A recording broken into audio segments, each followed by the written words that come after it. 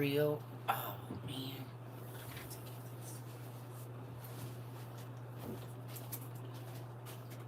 I forgot. I forgot.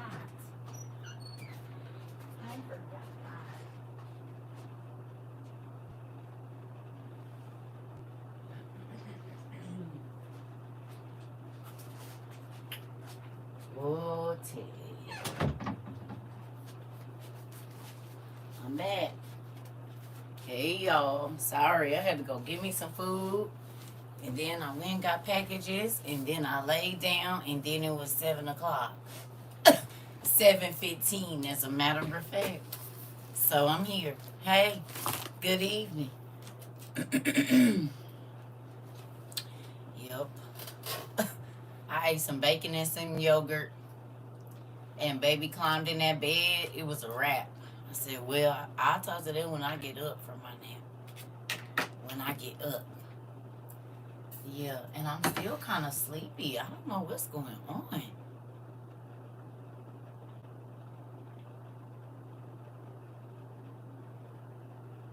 I'm gonna need to get some more of that. What? Hey, y'all. I received a blessing today. I needed some tires, and they was gonna cost 500, and the guy charged me $109. You said it. Everything you buy be on sale. Hey, you heard that? Really? So he gave you 400 and about 92 dollars off. I mean, I'm sorry, $392 off. That's a blessing. That's why I said everything when you do right with your little, he makes sure that you get to do what you need to do with your little. And that's why I don't need a lot if I got favor. I don't gotta have a lot of money if I got favor on my life, because then everything I need gonna be in a price range I can afford. So I don't gotta worry about it. If I'm gonna get it, it's gonna be in my price range. I don't gotta feel sad or nothing. I do not have to feel sad or anything, honey. If it's for me to have it, it's gonna show up. This I know. One way or another. It's gonna be on the corner, on the side of somebody's house, at the Goodwill. Somebody gonna bring it over here. Somebody gonna send it to me, or when I have the money, it's gonna be right in my face at that time. Hey, Nicole. Hey, everybody. So I figure we'll open these and then get back to what we was reading today, because class went the way that it do.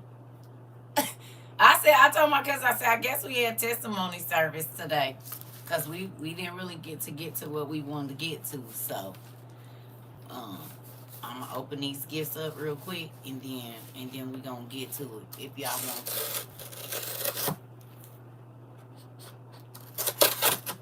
Let me be careful, because I don't know what's in.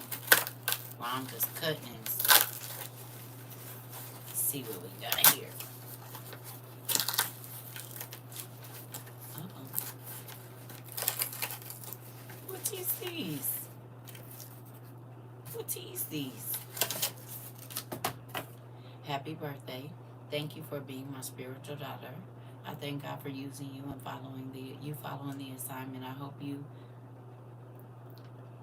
can use these frames. I love you. Your other mother. Aw, thank you, Mama Karen. All right. Okay. These is nice. Ah, shoot. We got some more glasses. These is real nice. Okay. Let me see what we got. Oh. Them is real nice. They look like the ones I got on, too. And we sure gonna put them in there. We gonna get them together. Uh-oh. Okay. Okay. Okay, y'all see, they real cute. Okay. I'm definitely gonna get a whole bunch of these my lenses put in them, because now I see how important glasses is. These is real cute. Thank you. What's crazy is I looked at some just like very similar to this, but the stuff on the side was like a green and brown color. These is real nice. This is probably gonna be a part of my new. I'm gonna get myself 4 pairs of glasses. 2 and 2, honey. As far as these looking eyes, you hear me? I have to. I didn't realize my eyes had got so bad, but these is real cute. Thank you so much. These were real cute. They real cute. Thank you. Thank you, Mama Karen. Thank you. I'm sure gonna put them in here. I'm gonna give me some. I'm gonna give me some glasses here in a second. I promise I am. I already didn't looked into some doctors and stuff because we're boycotting the place I normally go. So there's that. And then carefully cut this one open. Don't hurt nothing. Let me do this because I just have a feeling that's probably not safe to do. So we gonna cut this like so and like that. That's the one thing I realized nails don't help you do. It's been a minute. I'll tell you that. This is from Isabel.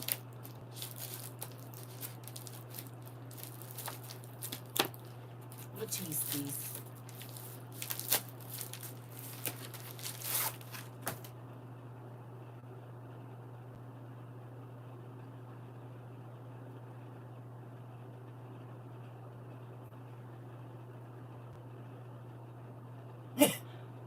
Okay. Yeah. Thank you, Isabel. Look at.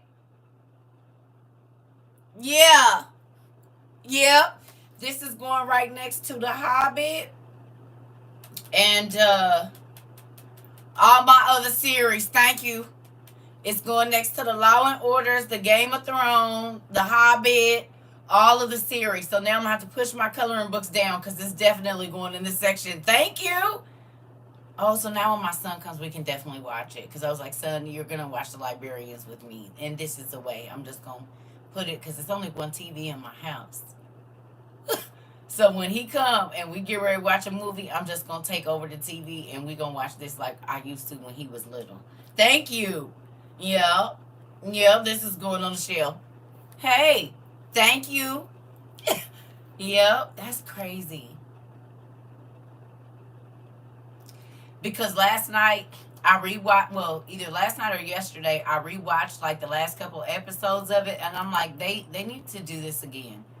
They need to remake it or do whatever. You know how they reboot it? They need to go on and reboot The Librarians. But you know what I be thinking?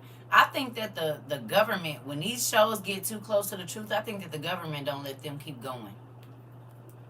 Because you know they said what the CIA or whatever is in the mix of all the TV shows, and they can kind of say it's either it's one of them, the CIA or whoever.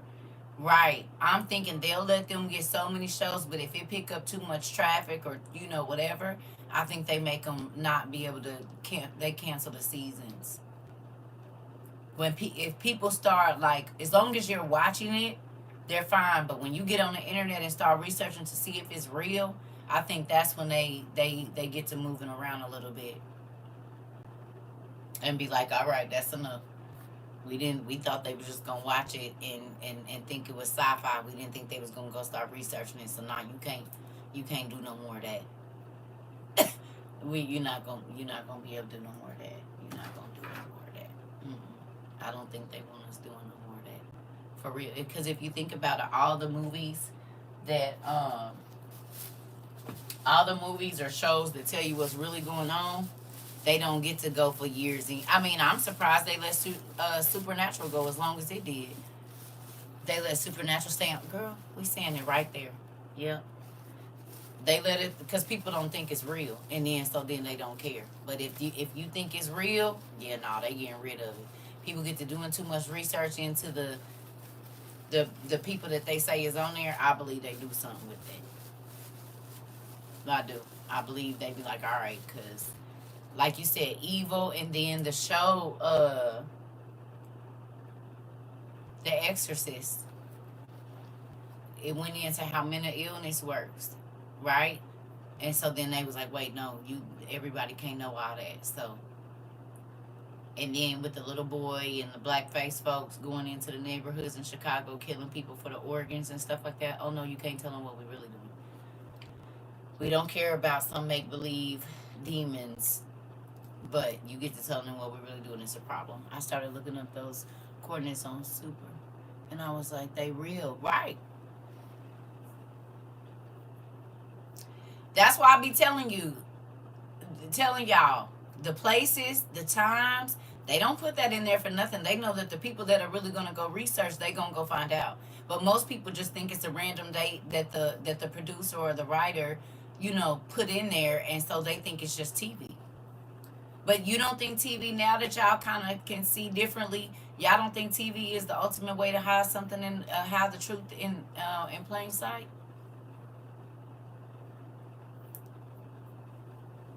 Do y'all think that now?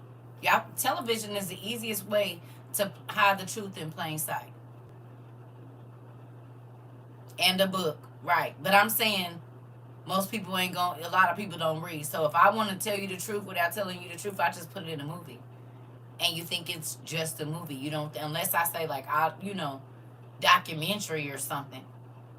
You think it's just a movie with some facts in it, not knowing they telling you what it is for real. For real. They've been telling us. They have.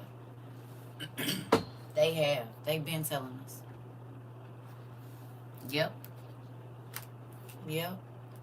So, cause I mean, y'all family don't even want to watch movies with y'all no more. Cause y'all be doing a whole bunch. They can't even watch the movie because you got to tell them everything going on. Shh. Shh. Supernatural almost ended at season 5, but because the ratings were so high, they kept it going. Interesting.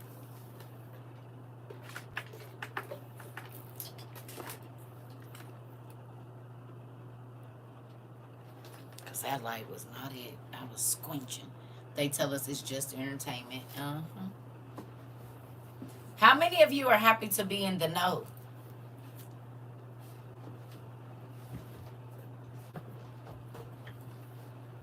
You know now that everything you watch is not just a movie. Even if everything ain't in there, in fact, a lot of it, most of it is.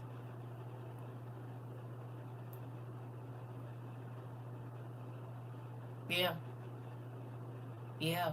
And now you see why I told y'all when I first started this, people don't like watching TV with me because they don't even realize that a lot of this stuff that we looking at is real. And just because they tell us it's entertainment, we don't look past it.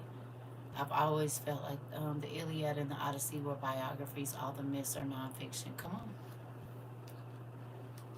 Because they decide what to call it.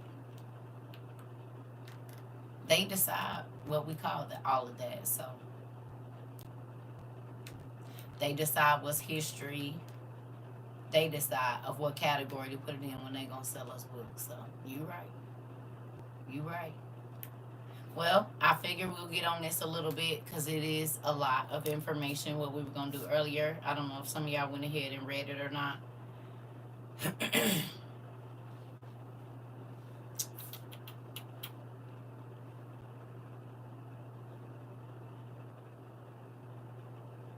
There's gonna be a lot of folks telling God, I didn't know, and He's gonna say, Sam and Dean told you. That part.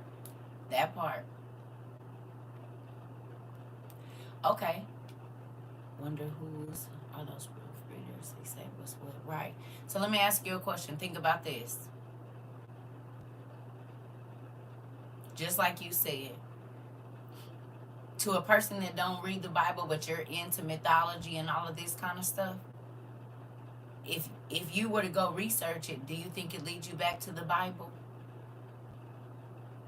If you research it deep enough, it leads you right back to the Bible. So even that would have led you back to the Bible.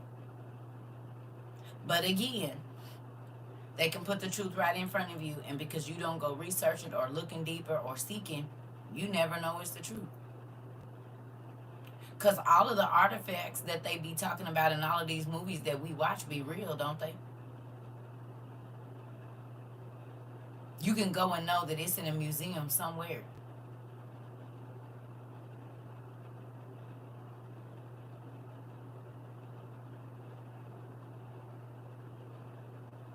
The spear of Christ, the spear of the soldier of Christ or whatever, Mary Magdalene's head.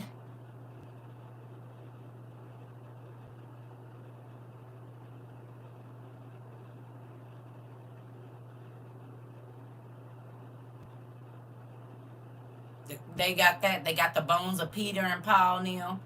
Hell, for all we know, that the Vatican or the Smithsonian, Vampire's right. It's probably why we don't know anything about the graves that's in anti-Lebanon of Seth and Noah. Cause look how they trying to tell us, and we talked about this before. Look how they trying to tell us that they just found the grave of Noah, and if the people was in there was 17 feet tall. That can't be true if they knew where it was in 1875 or 1895. They knew exactly where it was in 1895. But remember when I told you, I remember when I was little, they said they had already found the ark. Then they they found it again or rediscovered it like early 2000s. I'm like, when I was little, they found the ark. I just want to read what's in the Vatican archive so bad. Girl, me and you too. I don't want to be left in there by myself, though. If it's that room like we seen in 30 Coins where they all in there, yeah.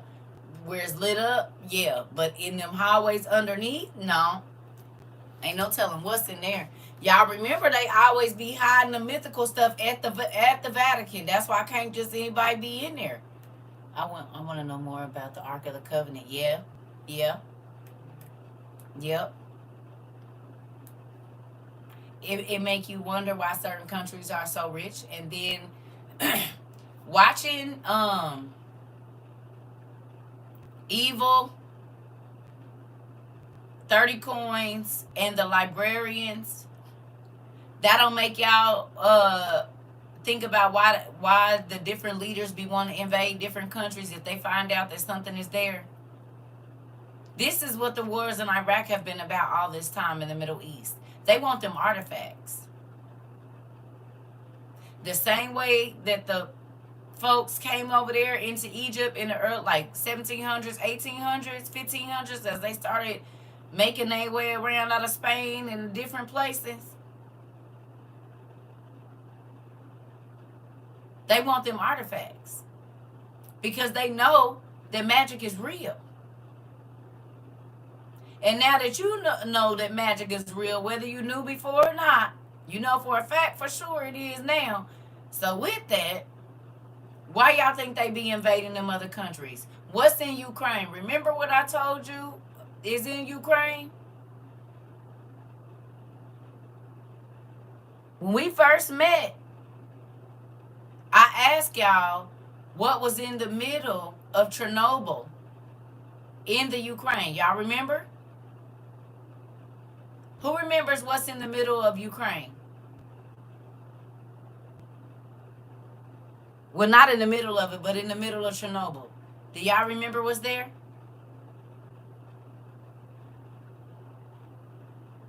Anybody?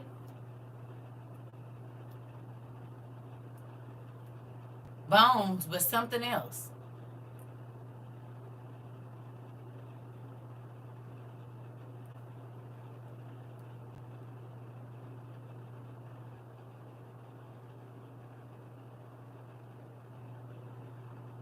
You said cough when they found Gilgamesh cough.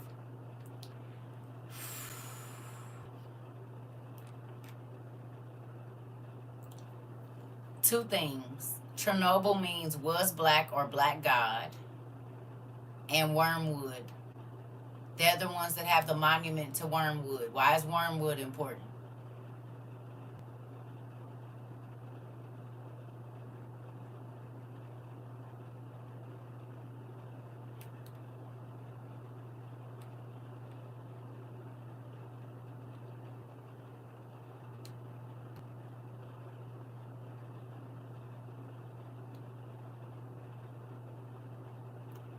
Why is wormwood so important?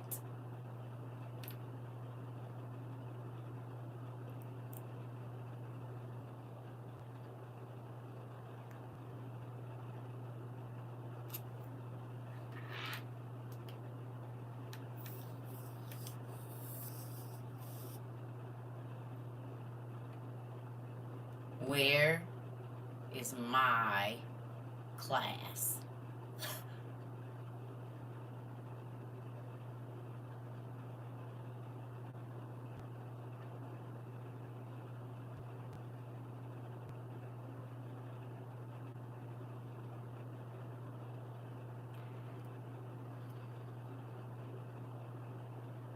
Thank you. Revelations, war, wormwood. All right. Where the scripture? Where is the scripture about wormwood and the end times? Thank you. Y'all seniors for real. You know, y'all didn't even go looking.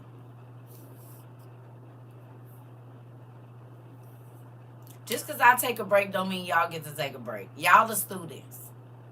Y'all still got about 7 straight years of study. Hello. Revelations 8 and 11. Mm-hmm. It's an herb too. Yes, it is. It is an herb. But so the monument in Ukraine is relevant to Revelations and the last war.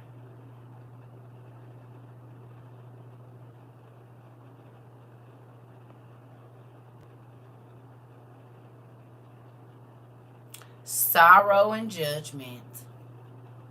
Sorrow and judgment. Now, the third angel sounded his trumpet, and a great star blazed like a torch and fell from the sky.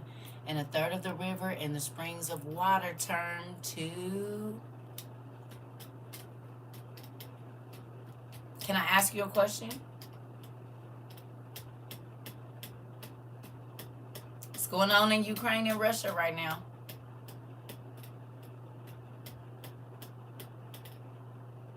Are stars falling from the sky in Ukraine and Russia right now? Russia, that's at the north of Israel.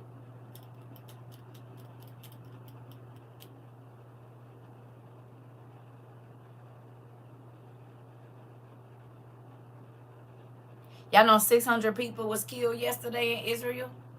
Or, excuse me, since the ceasefire has been restarted with Israel and Palestine, 600 people done been killed in the last couple of weeks or whatever. 600. We don't know how many people are being killed in the Congo. We don't know how many people are being killed in the African countries because they really, excuse me, don't report on that as much as they should.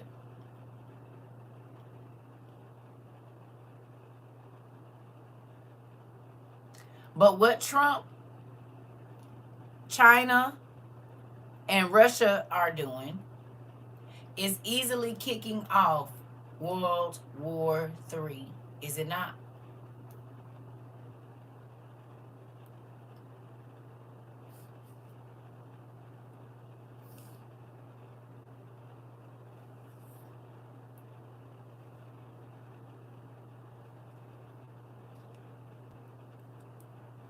So Ukraine has a lot to do with biblical prophecy, does it not?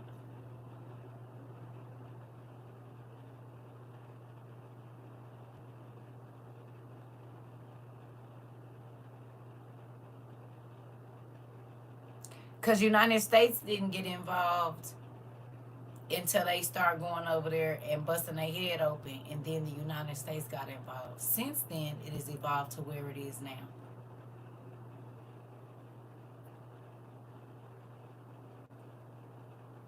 Speaking of, Timu has gas masks for like $20 or $30 right now if anyone still needs one. Thank you, nephew. Nephew said Timu got gas masks $20 or $30. Nephew, well, Auntie was asking you to get a gas mask back in the day. Did you think I was crazy? You and my niecey poo? Just a little bit?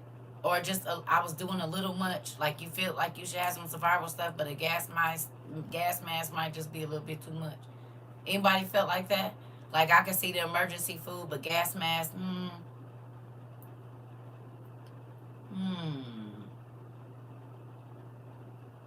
Anybody? And then we start having all these places where they tell you don't go outside, you can't breathe the air. We got whole battery places exploding and all of these things. People called us crazy for buying gas masks. They called us crazy for getting everything that we got But look, you said I did at first. It was other people too. That's why they left. They was like, nah, she one of them crazy people.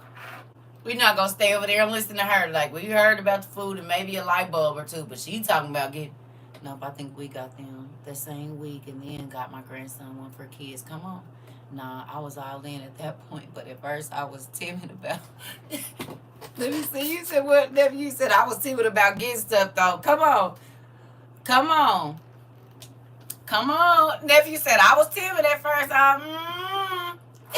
And see, now you know your auntie wasn't crazy, nephew. We right on time, ain't we? We right on time.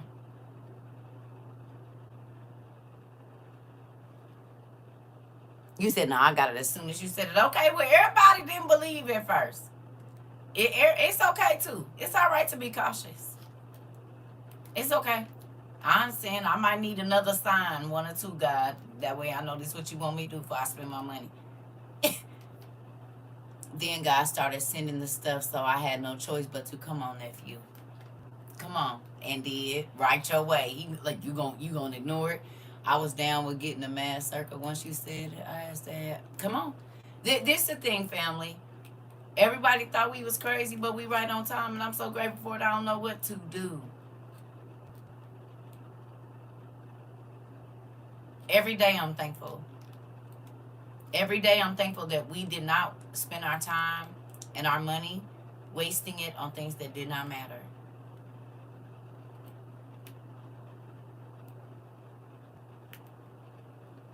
They didn't do that. You know, and we don't know what's going to happen in these next couple of days or weeks or months, but we just not out here bad, though. Right?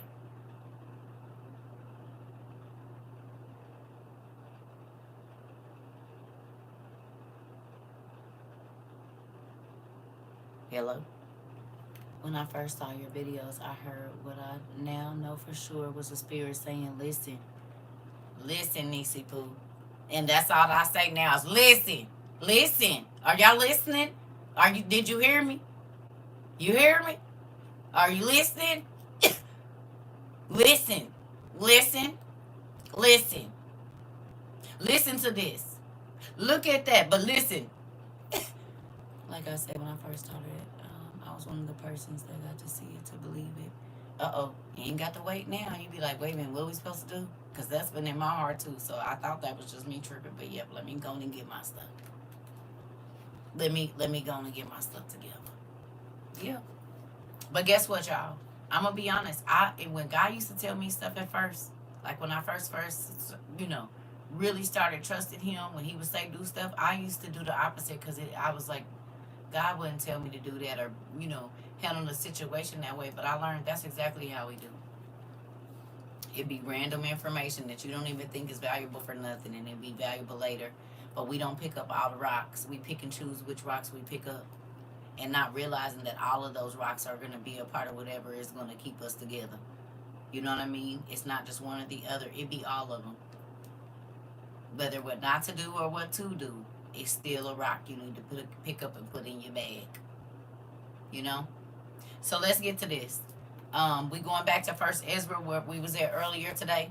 Some of y'all probably went ahead and read it. If you didn't, that's okay. Because we just about to go through here. Y'all ready? We're going right back to where we was this morning.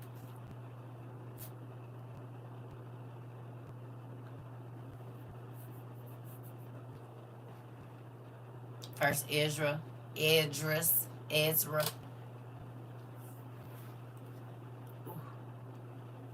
think it's gonna rain. Dang, knees and back be hurting and stuff. I wonder, Lord, please don't let that be divination when I rub my knee because it's hurting. I say it's probably about to rain and then it do. I don't want to be a part of that. I don't want to be a part of the aeromancy stuff. But this knee and sometimes this hip, when it's gonna get cold or it's gonna rain, I feel it in my bones. And I used to hear old people say that, and me and my cousins and my brother them used to laugh, baby. Now, I feel it in my bones. He knew to draw me into the class by talking about the supernatural because I've experienced the supernatural. You put that right bait on out there. He know what to do. Some people came for food. Some people came for music. Some people, ain't no telling. Everybody came here for a different reason. Whatever your bait was. And this is why I said all fish don't take the same bait. And this is why people like, they don't want God. No, because you're using the same bait that the other church person used. You got to go get something else. You can't use the oatmeal with the jello in it. You got to use raw meat with them because they ravenous.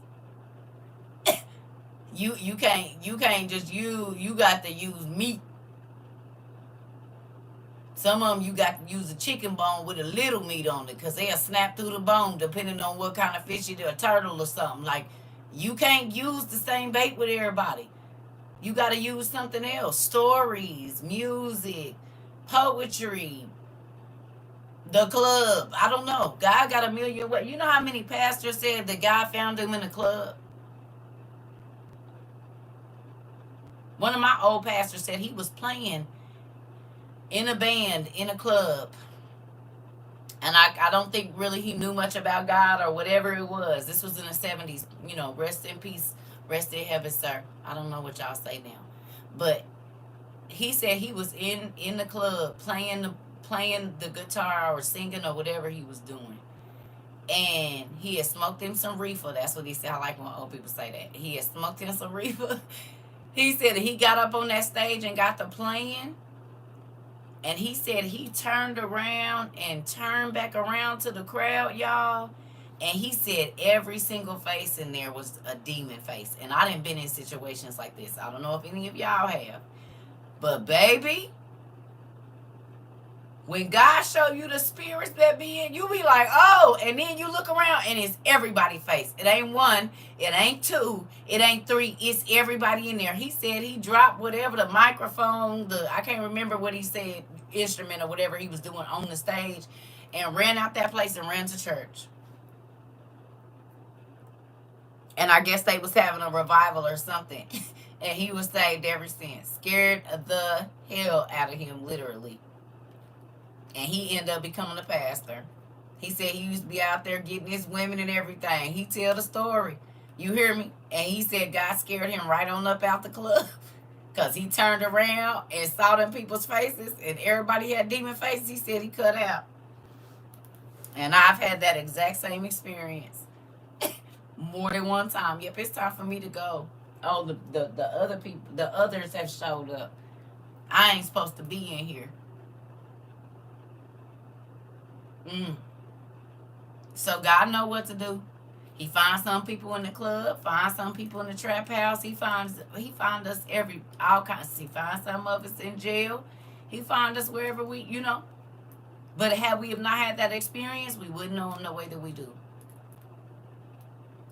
And I was grateful that my ex-pastor told that story, because it was a lot of young men that came from the streets, and when they heard him say that prayer or say that testimony, they came on to God. They went on and got baptized. They might not have came to church right away, like faithfully and that, but they started working on their lives, and he didn't pressure them. He snatched them right on up out of there. He ran right on up out the club to the church. I said, that's crazy. He did. And he died a couple years ago, but yep.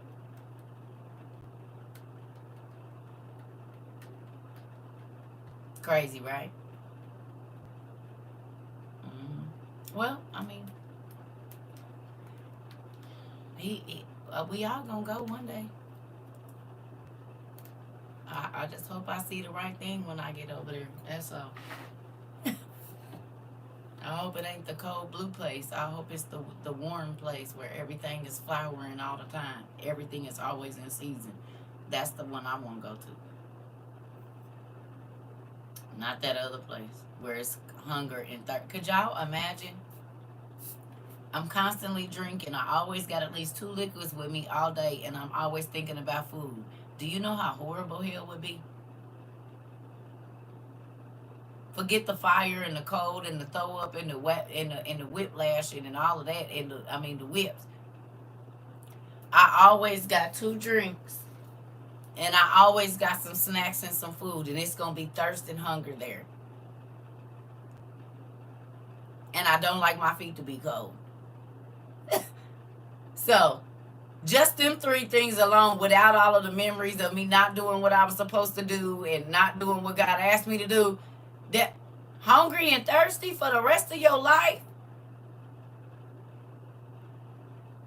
Think about being famished, just barely making it. You thirsty, you got hunger pains out of this world because you ain't had nothing to eat in 500 days, and you still don't die. And oh yeah, on top of that, you getting beat with a whip. Or scared to death by some scary creature while you hungry and thirsty. You won't even have enough energy to scream.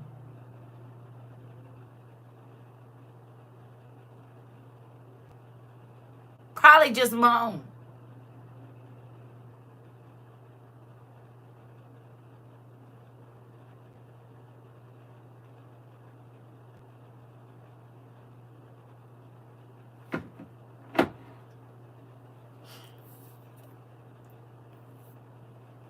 Come back. Come back. Don't leave. Come back. Isn't that exactly how they describe vampirism? Always hungry and thirsty, but never. It sure is. Hungry and thirsty, and they always cold. The dark ones.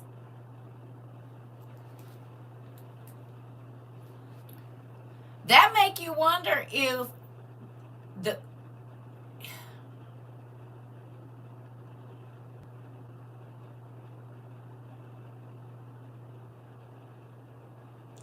and most of them can't be in the sunlight. They gotta stay in the darkness. Interesting.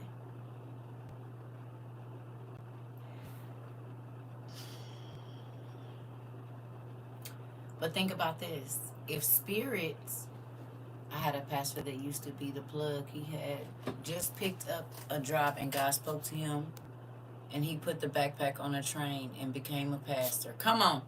Come on. Not the silent first belt swing whooping cry. Listen. That part. That part. But think about this, Nisi Poo, what you said. When a person becomes a vampire, we know that a really dark entity takes over them, right? We read that even in Og, that when their dark ones would come over them, whatever they was doing, their appetite was insatiable, right? They had swift speed. His dark ones would lift them up, and it talked about how all of the different giants that was fighting with them, the demons that they called upon, or their dark ones, what abilities they gave them, right? Well, you don't get that ability until after you've been bitten. But what if, just hypothetically speaking, because they don't die, right? The vampires, whatever, they don't die. So what if they are only just the material form of the demons, and they suck the blood because they ain't had none in a long time for the warmth? Think about it. It describes where they live when we read in the lost books, them souls, they in the dark, they cold, and they always hungry and thirsty. When I first went to New Orleans, I was passed by a person and they were cold and they were talking different than normal people. That's when my daughter told me he was a vampire. I believe it. I believe it. I mean, just think about that, though. Because we know that the demons are able to manifest in a real body. We know this. Yes, and they change. There's a transformation where their bodies become immortal and new. Here we go. And the blood keeps them youthful. Yep. Interesting. Think about it.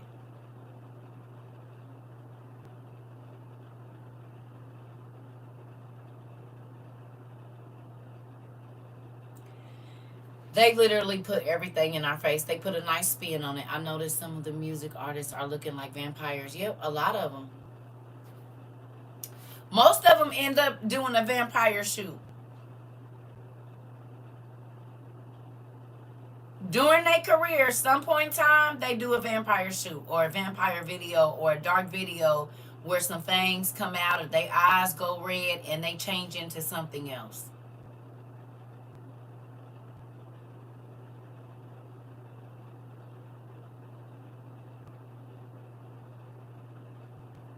Think about it.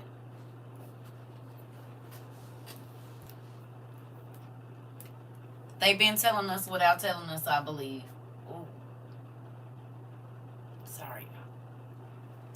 The undead, and the only substance that they have to stay in their healthy condition is the life of essence. The life essence, the blood, right? And think about it. Who was drinking the blood back in the day, y'all?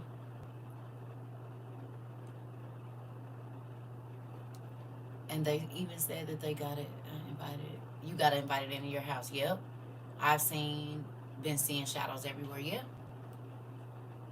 Yep. Which is a mockery of what?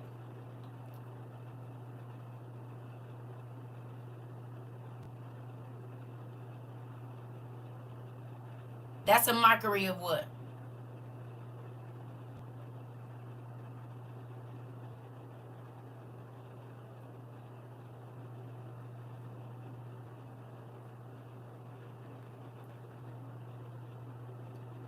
MJ and Thriller.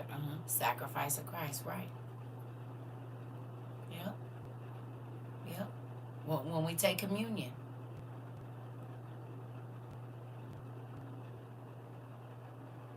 Mm-hmm. Yep. The redemption process. And in their minds, they're redeemed because they got a new life.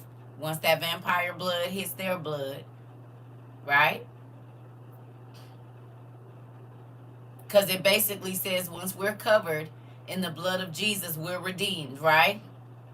Well, once they get that vampire blood, they're redeemed. Naamah and her giant boob. The things they was drinking. Here we go. That.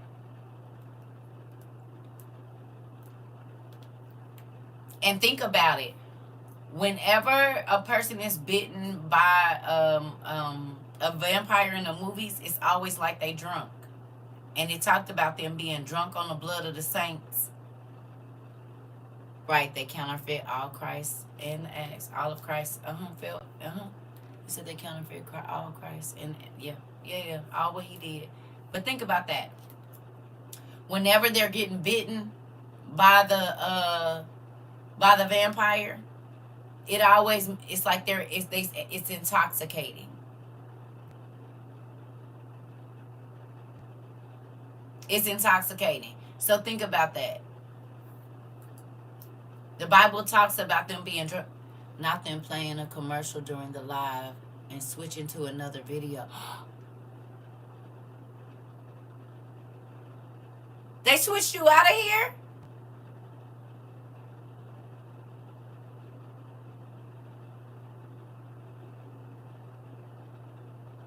Somebody else said they did that before.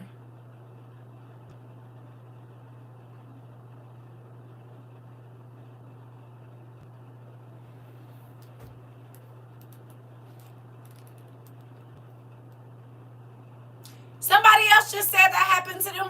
I don't know if it was Nico or Keish. One of them, it just happened to them too. They said they switched them to a whole nother video in the middle of class and then wouldn't let them back in. All right, well, let's get to it. I'm about to run to the bathroom. Get your stuff because they really about to be trying to play with us here in a minute. Because this has everything to do with what's going on right now. I love it. You know what else? I went and tried to find the video again of where that man said that they already built it. They was already working on it and it was almost finished. When Trump gave all that money, they blocking it on my end. Y'all might be able to find it, but if you find it, can you please send it to me? Please. Y'all know the video I'm talking about? The one I showed you where the guy was like, they've already started, blah, blah, blah, blah, blah. The reporter was trying to ask him about the temple. Y'all remember? I went looking for it today again. I couldn't find it. And when you go to look for Trump giving money for the embassy, for the American embassy over there in Israel, it's hard to find the information about that. But you know what you can find? All the information about that temple coin. All the information about that temple coin. Now, what it made me think about, y'all know Trump got his Bitcoin or whatever, right? Or whatever that is, his digital coin. Well, last time he was in office, he got a physical minted coin. And I didn't know that them things was $50 a piece. Okay? So how many people, Jews, around the world bought that $50 coin, and how much did he get off of that?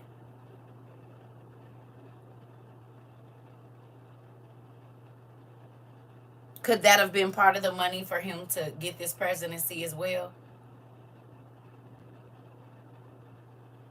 Israel helped him as well because they knew the Antichrist was going to be coming out of there, and they knew he was fool enough to go on and set it up. Because the video that I showed y'all in 20 whatever it was, where it said they already, and the guy was scurrying off, and he was like, they already started building it, blah, blah, blah, blah, blah, should be done. And then they dedicated the whole temple in 2020, and now you can't find nothing about it. I went looking again today. You can't find it. Or they ain't letting me find it. Because I went looking. Give me a second, y'all.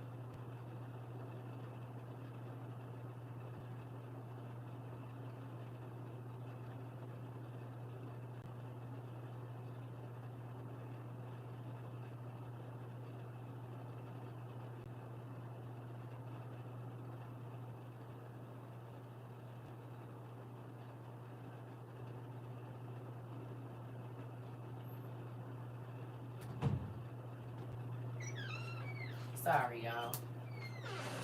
All right. Let's get to it, family. I know y'all got stuff to do, and it's nice outside. Some of y'all might want to sit outside on the back porch today. If I had a backyard, we'll be out there.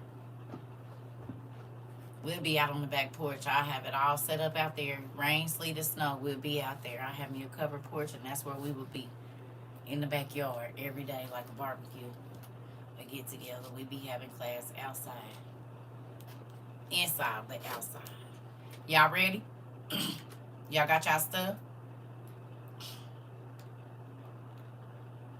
We in First Edra. I did that today while working in emails for work. Yeah. Yeah. If I could sit outside all day, I would. Like if I had a covered in porch, like a all summer room or whatever, all seasons room, baby, I'd be outside all day. Soon as it get warm, baby, then when those plastic things will come off, and I'll be out there in the summer and everything. Sleep, yes, but from the country, and we used to be able to sleep out on the porch and stuff. Like when we was younger, sleep with the door open, be in the house knocked out. You didn't have to worry about nobody coming in there trying to rob you or no crazy stuff kicking. Everybody had their doors open. Everybody, and if it was a nice porch, we could sleep outside on the porch. Yep. We can sleep outside on the porch and with nobody bother us. Wake up in the morning, go in the house, eat, and get outside. Well, take a bath, of course, and then get outside. But yep, we used to be able to sleep with the doors open and everything.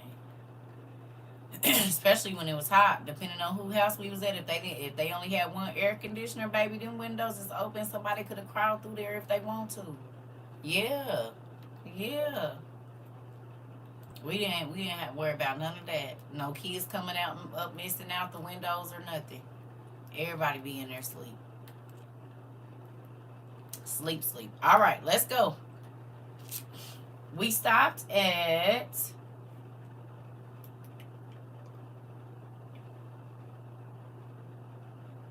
13. We stopped at verse 13. Yep, we used to put a big fan in the window. Yeah, girl, and be knocked out. Knocked out. And it was only in the middle of the night. I know what you not. I know what you're saying. Um, and the best air would come through in the middle of the night. It'd be hot at first, but about an hour or so after you be laying there, you start. Once the sun then went down and it still got cool, probably about 9 or 10 o'clock, maybe 10, 11. That cool summer breeze start coming through there, baby. You be in there knocked out. Now you might wake up hot. You might wake up sweaty. Because now it's blowing nothing but hot air in the summertime. It's blowing nothing but hot air in the daytime. So then you turn the fan around and let it suck the hot air out of the house and blow that outside. At nighttime, the fan facing in. Daytime, fan facing out. Y'all know about that? And they put the towels and stuff on the side or some tape or something. In the daytime, you got to push the hot air out because ain't no air conditioning in here. But at the nighttime, yeah, we going to need that cool air coming in. You got till about 10 o'clock. And then that's when the grandma start yelling, talking about quit making all that noise. It's too hot for all that. Sit down somewhere. Y'all making it hot in here. Or go outside. Mm-hmm. Y'all doing all that jumping around, making my house hot. Sit down. Sit right on down. My aunties, I think they used to just say anything. They didn't even care. They'll just say whatever. Now that I think about it, none of that stuff made sense. Right, and we don't have to worry about no insects, no animals disturbing us, that part.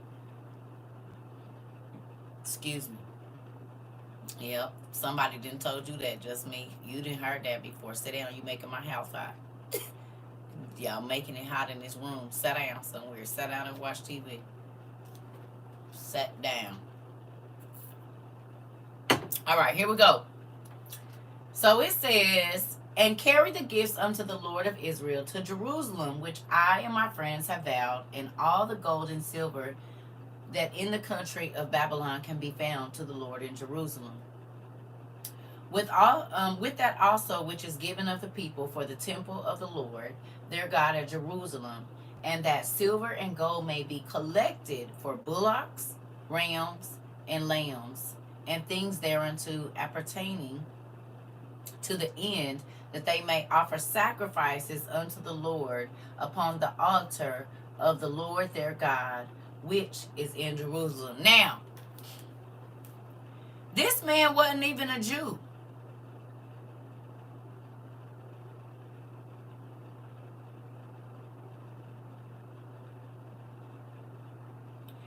He was the king of Babylon. Probably a giant descendant. And he said, I'm going to get the best rams, all the gold, all the silver, and we're going to take it and put it in the house of God. Collect as much as you can. I got a question.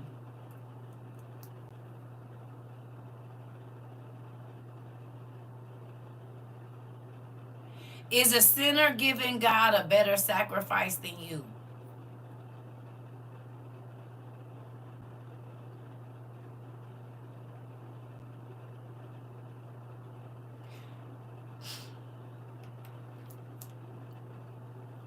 A person that don't even really know God ain't been in church, wasn't raised in church, do they give God a better sacrifice than you do? Saint, child of God.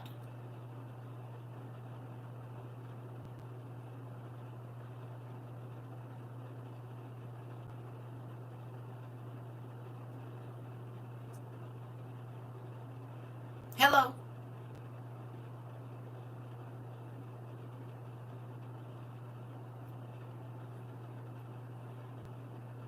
Think about an addicted person to anything, shopping or whatever. They'll spend money they absolutely don't have. They'll sacrifice everything. You said, ooh, I think I heard the wind calling. I'm just saying.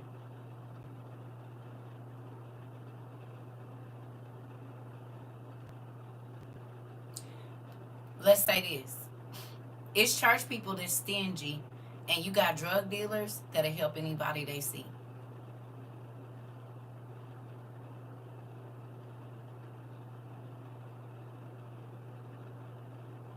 You got pastors that won't give a person $1, but you got robbers or boosters that'll go steal for other people to make sure their kids have.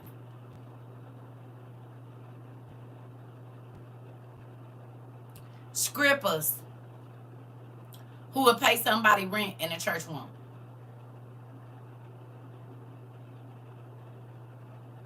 Hello?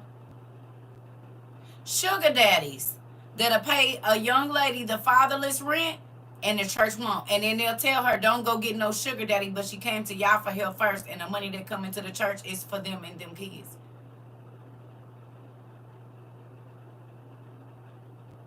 The church will talk crazy about the older grandma that let her son bang, turn her house into a trap house so she can pay her rent. And when he get busted, they gonna talk crazy. But he feed all the kids in the neighborhood. And that church is walking around with a collection basket in the hood where people is barely making it.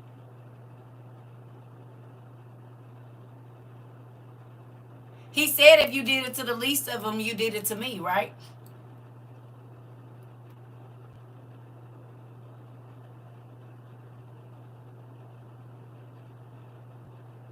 Hello. He told us we supposed to look out for the orphans, the widows, the poor, the sick, and all of that. So, again, is a sinner person or a person that don't even know God giving a better sacrifice to God than you, saint?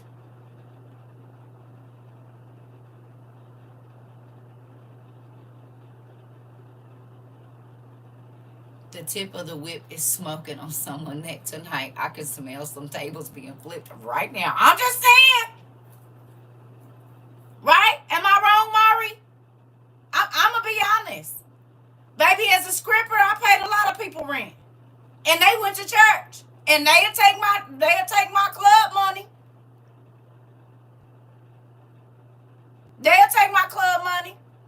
I bought a lot of pajamas and put gas in a lot of people's cars, baby, with that club money. And guess what? The church kept telling me to quit the club, but the church wasn't about to help me try to come up with at least not even a half a month of rent. They told me to let my nice friends go that was making sure me and my kids was cool. But when I went and said, can I get help with my light bill? Oh, baby, we don't do that over here. Oh, okay, well then I don't think you need to be talking about it. And won't ask too many questions either. Come on. Facts. All my hair standing up. My granny took in all of us grands and great grands at one point when we needed help. My pastor, Nana, would lock her car door if she saw a homeless person. Oh, my granny's church was the casino. Come on.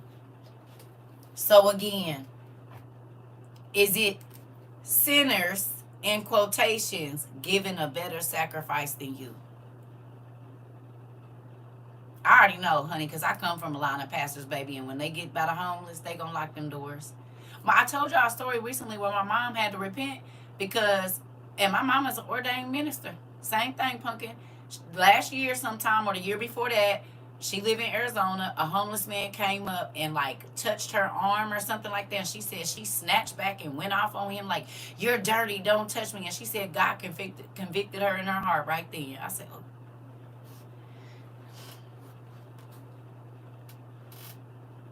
God got to dealing with her about her dirt.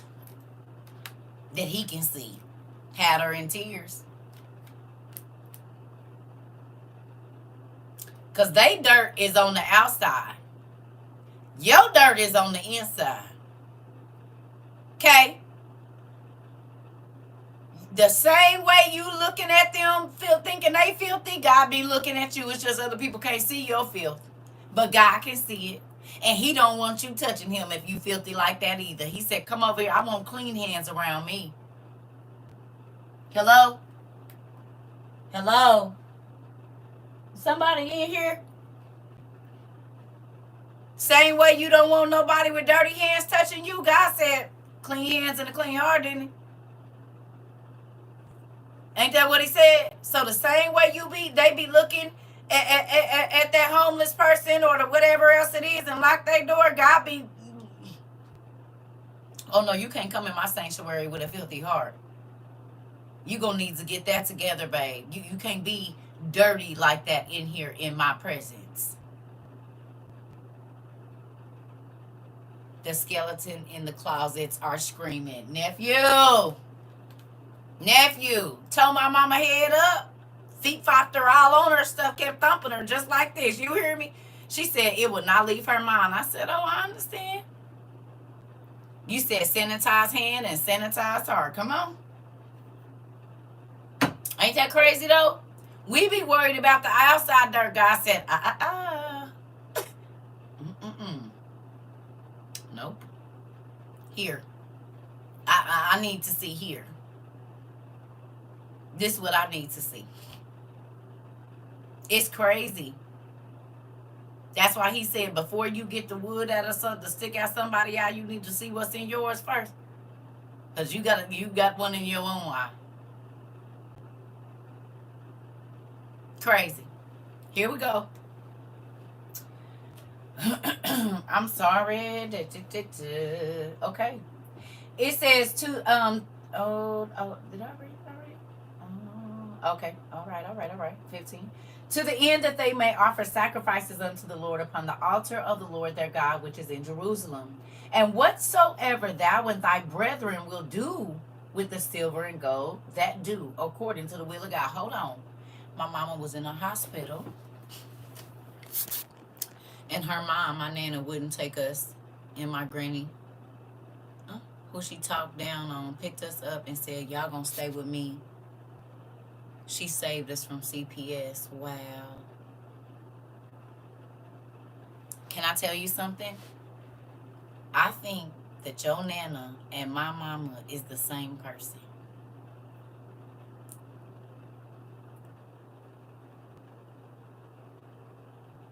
And it makes me so sad. There's so many people try. Remember what I told you? My mom, when I asked her to get my kids because I was going through a hard time, that's how she ended up with my kids. And she kept trying to like take custody and all this, telling people all this so crazy. Baby, I know it. So she could look good in front of the church people. Oh, yeah. Mm-hmm. Uh-huh. Yeah. And it, yeah.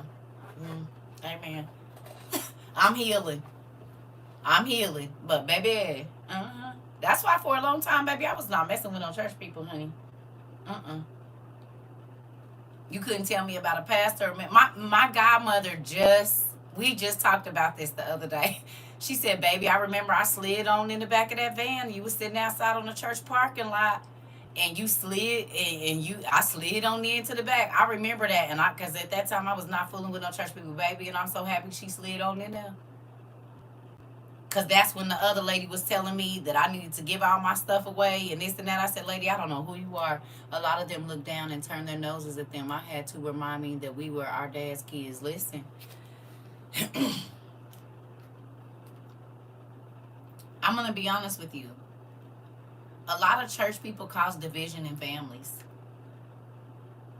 because they want to look good to the church people. It's a lot of grandmas and grandpas that steal their grandchildren from the parents to look good at church. If they not getting no money, no food stamps, no kind of assistance, they're not taking them. When they get them, they dress them nice, but they treat them like trash. And you can tell the kids don't be happy. Then they'll sit up and talk bad about the parent to the church people in front of the children and to anybody that will listen. Whether it's true or not, it make them look good. Most of the church folks that I know, they only do it if it don't make them look good. They not gonna do it. If they not getting no credit for it, they not doing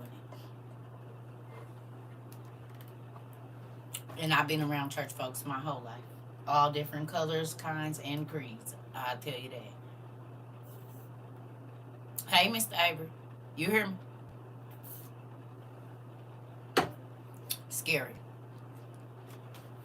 Scary. Tear up a family in a minute and don't be worried about it. Church folks sitting up talking about people business. That's why I don't do prayer lines. I used to be on them prayer lines, and baby, all my business that I was praying about while we was online used to get back to the pastor and all kinds of stuff. Sounds like, you know, my baby daddy's mama stole them kids from their mama, and she destroys their self-esteem every day. This is what my mom is doing right now to my great nephew, and she tried to do it to my kids. This is why me and my older two children have issues right now. This is the main reason me and my oldest daughter are not speaking, because of the poison my mama sold into them when she had them.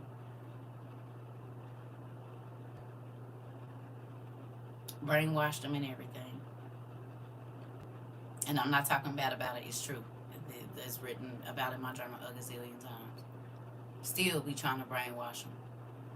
When I moved here, they called my youngest daughter, because, you know, she was the youngest, but the daughter that act like queen, they say she act like me. So they wasn't worried about what was going on with her or nothing. Didn't ask about her or nothing. Whoever they can control and manipulate, that's who they want to deal with in real life. And they be talking about the spirit of Jezebel, but that's it, the spirit of manipulation and control. The spirit of Jezebel is manipulation and control, honey. And that's how they, oh, she a Jezebel. Like the pastor's wife? A girl in my hometown, 12-year-old son unalived himself yesterday. Oh, no. His note said he was tired of being bullied at school, and he was tired of his parents treating him bad, but they kept him dressed nice. The church thinks she's so good, but be having them kids boost out of Walmart. Baby, listen. Baby, you ain't got to tell me. I already know how it go. And that's why we have church in a while.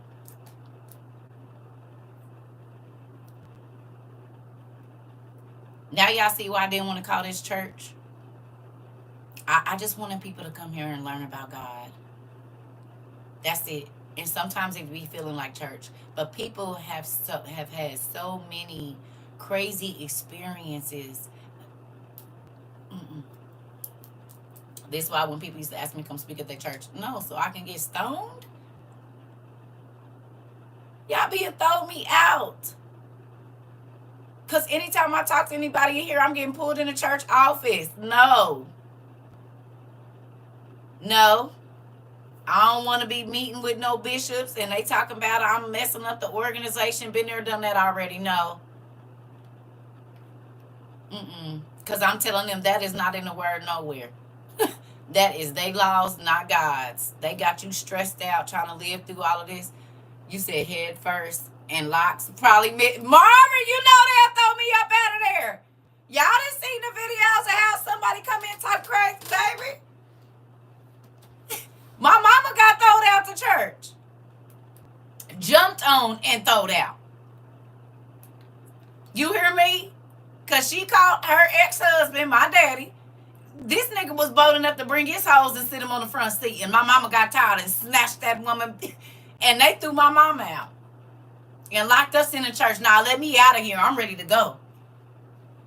My brother and his wife got their grands. Truth. I'm trying to tell you. This is, look. We are the true church. I'm thankful for your love and the support and obedience. Listen, I'm grateful. This why, like, when my daughter asked me to, she was going through something and she asked me to get my granddaughter for a minute. I said, what do you need? She needs to stay with you.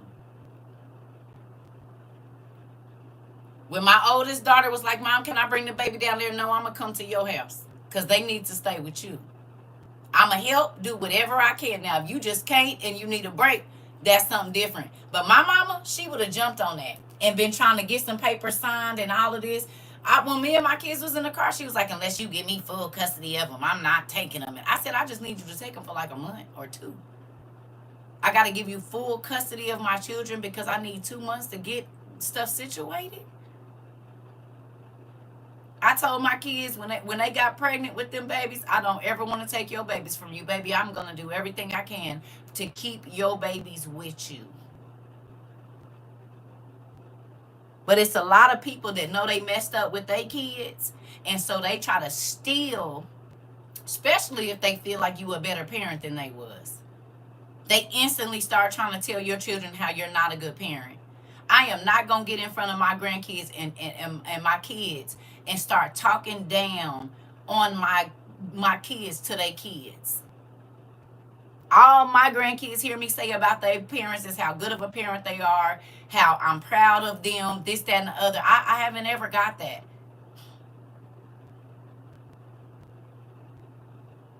I don't know what grandparents be thinking they gaining by doing that, but you causing confusion in your grandkids' lives.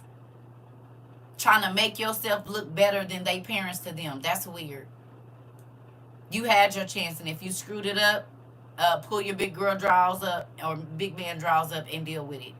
You can't undo it by trying to make your parent look like your child look like a bad parent. You don't get to do that. And that if they a bad parent, that look bad for you, babe. That means you didn't teach them. You don't get to blame them for something you didn't do. Moving on.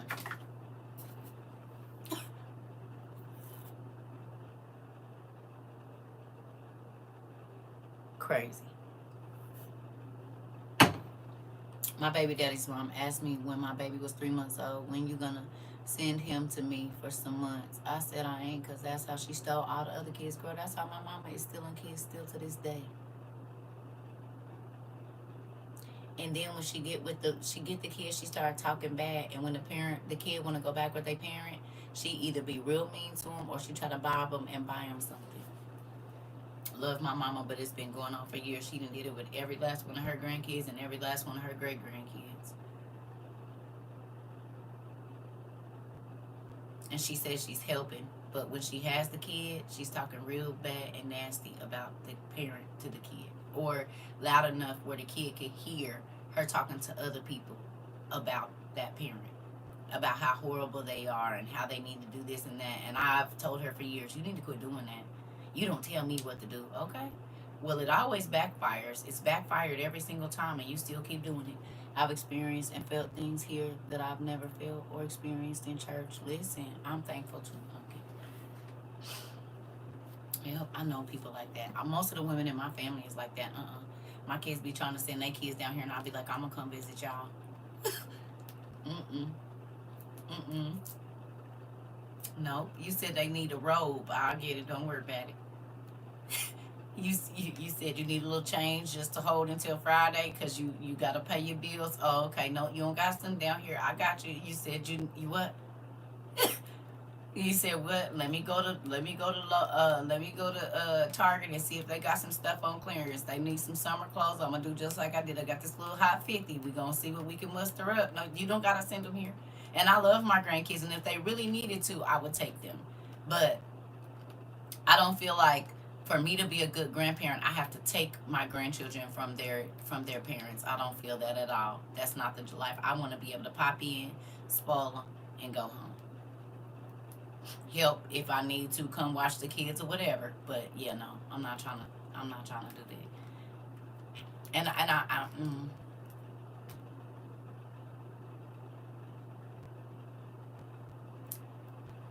when I wouldn't let her have my son, her whole attitude flipped, and suddenly it was F her and her baby. Yep, that's my mama, girl. Girl, all day long. Your grandma and my mama is the same person. Every time you talk about it, they are the same. And that's that religious spirit. It's just like in the church. If your kid don't smile at that old lady or be all up in her face, then your kid is rebellious and this and that, and they telling other people don't let your kid be around them and all of this old weird stuff, and it's just because your kids won't kiss their butt, or let them be rude to them, or like if your kid come and tell you, that's why I can't. Moving on, girl. That's too much for me. Here we go. That's why I do. I ain't gonna lie. I miss hearing really good preaching, but I don't miss all the chaos of church. And I'm not talking bad, because some churches do have peace and it ain't as much. But y'all, I do not miss all that. Folks trying to get in a place and be on the pastor's favorite list. I did not come. I came here for the word and some music. That's it. I don't want to be in nobody clique. I don't want to do none of that. And that's why the pastors used to be on me like, sister, come here, stop her. I told you they used to close the doors. You can't lock me in church. I came. I got what I needed to get. I ain't about to be here for the rest of these shenanigans. That's why I come after y'all do offering. I'll be right there at offering. I come at offering time when they about to sing. I'm going to do this singing, offering, word, and before y'all get to altar call, I'm out. Because you think because I'm not a member of this church that I don't know God. You didn't read my spirit. You read my outside. That's on you. If my baby doesn't want to hug you or make him uncomfortable, leave him alone. Yeah. Respect his autonomy. Yeah. Yeah. And it's always some overbearing man or woman in church that ain't got nothing to do. Go do something with your life. Always in somebody else's business. Girl, come on, Fabian got mad. Let's go. Come on. All right.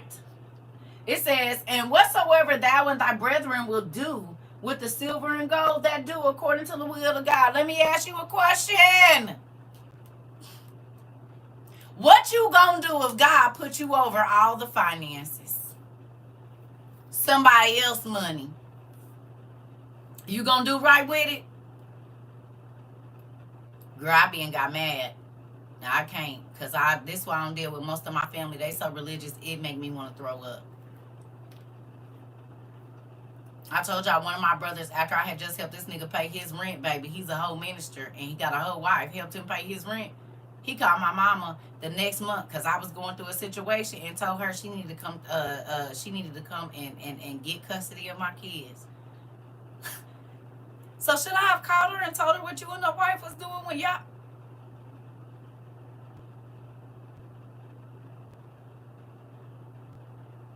So when I help y'all, it's okay. But when I need help, somebody needs to come take my kids. Got it. Okay. Well, y'all sure didn't have no problems with taking the money from the person that's raising her kids by herself. Church folks. While you running in behind helping everybody at that church and can't help your uncle or your auntie or your cousin or something. Moving on.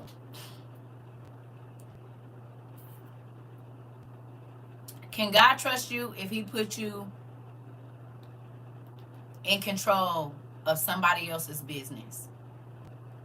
Say wherever you work right now,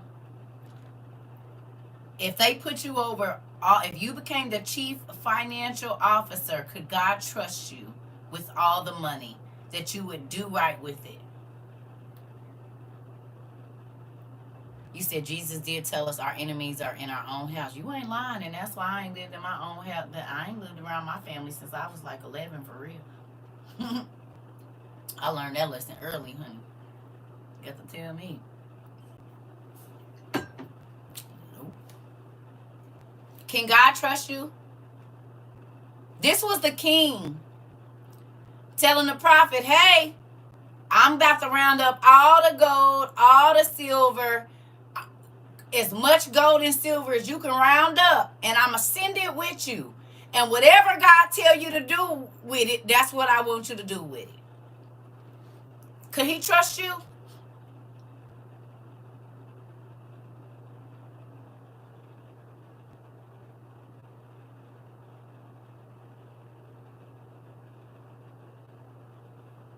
$20 million. Could he trust you?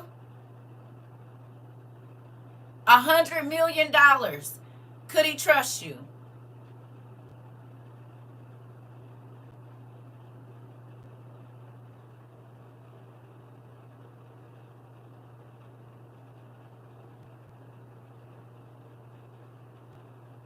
Hello? Some people like, well, can we ask this question after I'm out of debt? I don't know about today, but maybe, well, yes, unfortunately, I have handled a few people affairs, burials and all. Okay. Okay. So you're not like Elon Musk now then, is what you telling me. You're not taking money from the poor and trying to keep it all for yourself. Yes, with his, mine I be splurging. That part, Mari. That part. Yes, even if nobody would know, I skimmed off the top, I would know. My integrity won't let me steal. Come on. Come on. Come on. But look at that. When God knew that he could trust Ezra with his souls, he trusted him with the finances.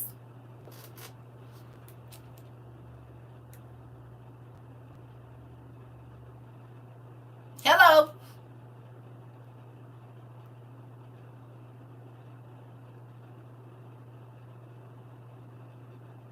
Because souls have to be more important than money. Hello.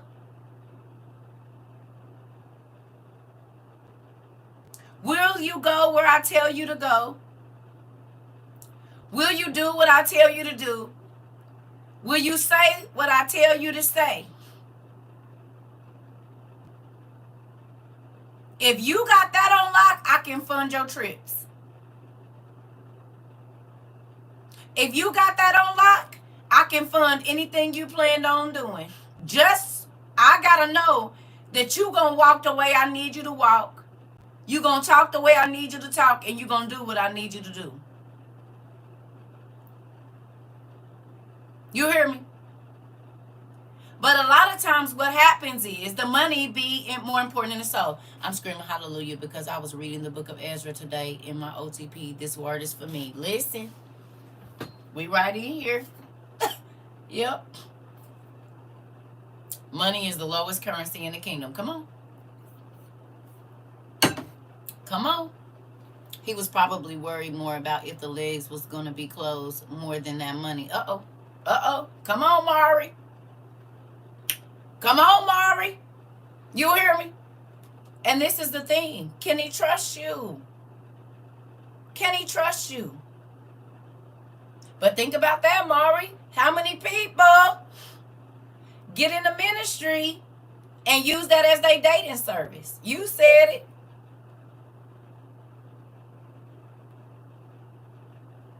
And this ain't just the male pastors and male ministers. It's female ministers too.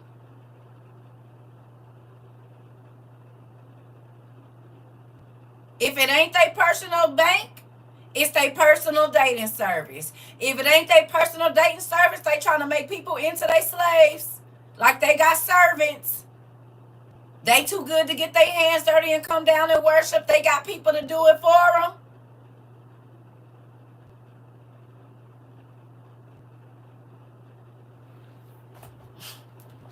Again, can God trust you with the things of his kingdom? Can he? Can he trust you with the souls? Can he trust you with the finances? Can he trust you with the secrets? Can he trust you?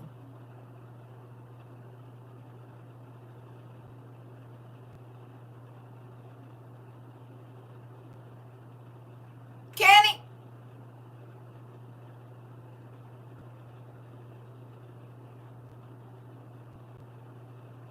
I ain't gonna lie now. Before I knew what my calling was, hey, with the tall trees, specific ones, not all of them, I didn't know they was assignments. Oh, uh-oh. I ain't even gonna lie to you. I did not know they was assigned. See, when they came, I thought they was for me. For whatever I might need them for. He said, no, that's an assignment. And you don't get to pervert my sons. And that is not always in a sexual way. You see what I'm saying? Not What are you telling them? How are you conducting yourself around them?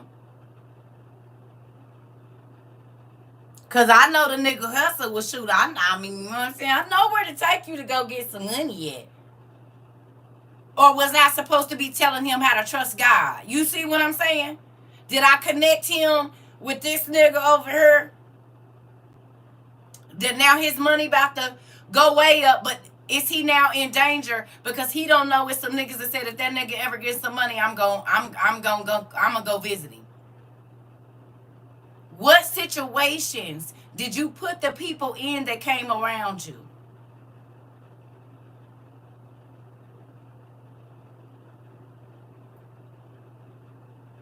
In real life. For real, for real. Because it don't gotta be sexual. A perverted mind is not always sexual. Do you see what I'm saying? You can pervert a person from the right way of thinking. But when you think about it, everybody that we have encountered, they were assignments. Yeah, but I wasn't thinking about no assignment. I wouldn't. I ain't even gonna lie to you. I was not thinking about no assignment, honey. And it wasn't about no getting into bed with nobody either, but I'm about to see where you fit in this whole line of my life, hun. Come on, same here. Was trying to get in some draws, and immediately the spirit communicates this is a but an opportunity for them to hear me, and attraction and desire had to die immediately. Yes, nephew. This. Now I already know if I give you my number, it ain't for nothing. To do ministry in his will, and I am always okay with that, which is why he trusted me throughout the nations. Come on. And people don't believe it, and people will start to be attracted to you because of how you change their life. So you gotta be strong. You have to. Yeah. And this is the thing, because like I said, God is, a lot of times he had me ministering to men. Do you see what I'm saying? So if the devil couldn't get through to me, he'll try to use them.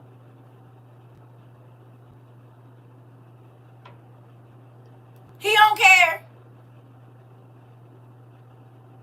But you gonna have to be strong.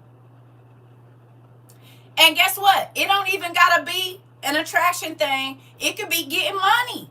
It could be whatever. You see what I'm saying? If you a hustler and you only ever been around people that work, and you get to being around hustlers, you might wanna, you know what I'm saying? You working for your paycheck and you see this nigga getting this money every day and counting it out in front of you, that can pervert a person's mind.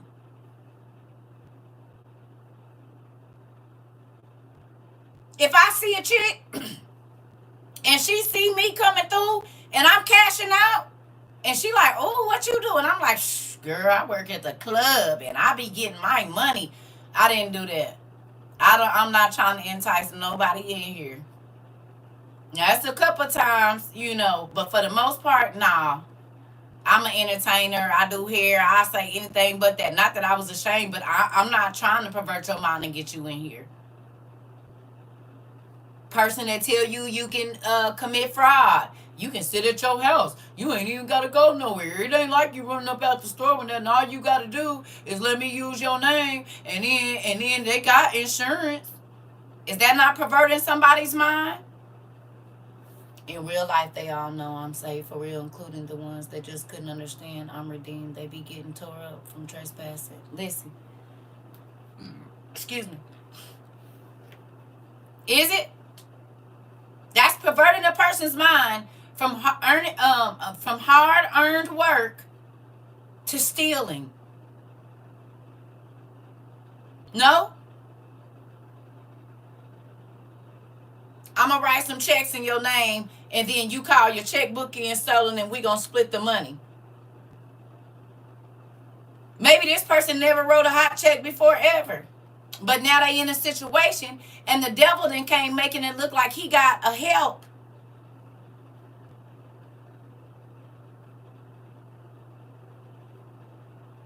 Hello?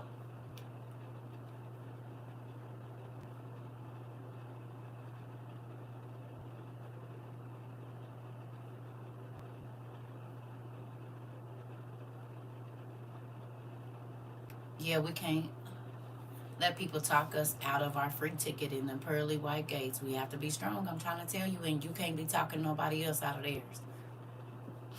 So it's that thin line in between.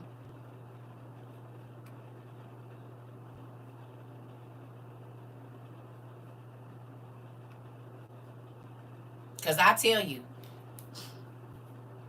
it was always somebody with some change right here. And it was always a situation where there was somebody trying to get some change. I'm glad that man left. He was okay with teaching kids to get fast money, commit fraud. I refuse to allow my son to be influenced by that girl. And we got the same baby daddy. Tanisha, what you do? Have me all over again? Your grandma is my mama and your baby daddy, girl. You ain't got to tell me. I found out my son dad was in jail for. I said, nigga, what happened to selling dope? Now you done got caught up with Wells Fargo. What is you doing? Selling people cars, changing the VIN numbers, and then going and selling the car to somebody else after the people done got the loan money. You did what? And that's why God took me away from you. Not that I was okay with you hustling, but now you done became a thief. These people was coming to you to get what they wanted. Not that but you ain't taking from nobody. Hey, Pumpkin. I remember it happened to me working at the department store. The girl didn't have enough money. She had to put the stuff back. Needless to say, the customer service girl told how much they was getting down. My ex is banned from 3 major banks. That's how far. Yeah. I got the older version. My son daddy is the older version of your son. And don't forget, my son is my first. My baby daddy is an older version of your baby daddy. And your grandma and my mama probably the same age. So there's that. That's crazy.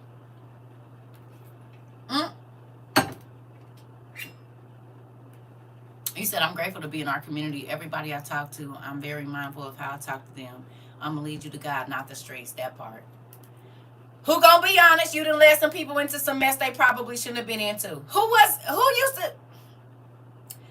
used to lure folks into your traps? I'm gonna put both my hands up. And if you wouldn't even know you was being lured into a trap either. You would think you was doing it on your own. Like, yeah. Murray said, me. I sure did. I got both my hands up. And my feet. Y'all can't see my toe. You said catfish master. Come on, Mari. And I had a whole goal. You hear me? Did. God said, yep, I'm going to use that bait for something else. Lure him to me. So did. You said, who outside?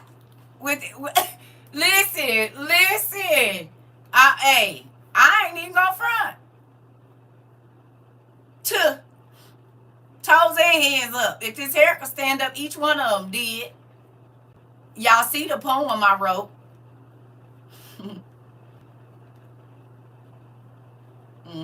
Getting dressed up to go to the club looking for new prey instead of asking God to make a way.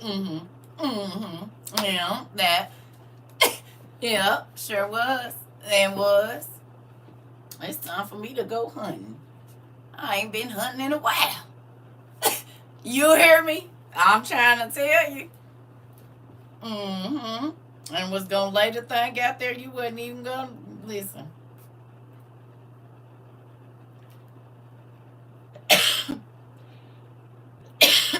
You said I never had a problem getting nothing I set my mind to. That me either. I spoke it and I saw it. That's how I knew it was gonna work over here. But at first, now wait a minute though.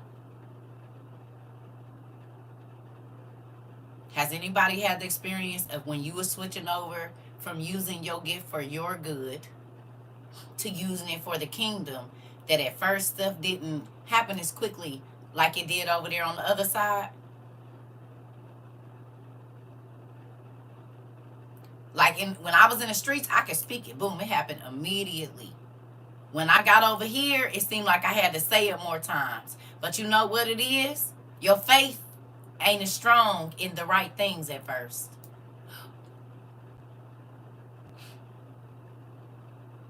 Hello? You knew when you put them jeans on, boy, and got that face lined up. You know what I'm saying? Watch that car up, honey. You already knew. Young lady, you knew when you beat that face and put on what you put on, it was coming your way. But when you get over here to this other side, none of that don't matter. Because it's not based on you. It's not based on what you can do. So when you said it over here, you still had faith in you. So it took a little bit longer, because once you said, God, your will, or if you allow this, it changed. You still have faith, but you don't have faith in yourself. You have faith in God now. In the world, it's faith in you. Think about it. The Bible says whatever you think, that's what you're going to have. So if you say, I'm going out to find me some prey today, then you will find it. It will show up. The devil going to make sure of it. Because he want to keep you trapped in that space. But when you say it, when you first come to God, a lot of times you don't believe that it'll happen. So then it doesn't happen as quickly. Because your faith isn't as strong in the right things as it was in the wrong things. I was scared, but God led me to you in a way, and you broke it down. I had to step out there on faith with my baby's legs, and God blessed me. Come on, with my baby's legs, that part. You said, yep, that bodysuit with the boots. Uh-oh. And these almond-shaped big brown eyes was going to make my little boo thing do up. Yeah, clocking these. Clock it. And don't let me have no blonde hair. In the summertime, the cinnamony brown with the chocolate on the bottom. Baby, I ain't got to do too much. I'm going to put this little t-shirt on in these early 2000s jeans and some flats. Coming home with what I want. Coming home with what I want. You hear me? I'm coming home with what I want. You understand me? Mm-hmm. And God said, okay. Now I need you to go get what I want. Now I need for you to use all that you used for you, for me. I need those same eyes that you lured people in with. I need those to be the kind, caring eyes that my broken people see. That infectious laugh that used to make people come see you, I need you to use that to draw the souls to me. When you get dressed up, you're not getting them dressed up. You're not dressing up to lure them to your den. You getting dressed up to lure them to my sanctuary.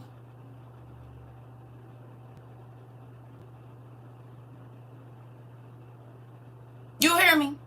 When you talking about the blessings, it's not to make people feel bad. It's to make them start come asking me. Because you telling a testimony. You're not boasting. When it's you, it's I did. That ain't leading them to God. I did. But when you say God did, that's why when I move back and I say,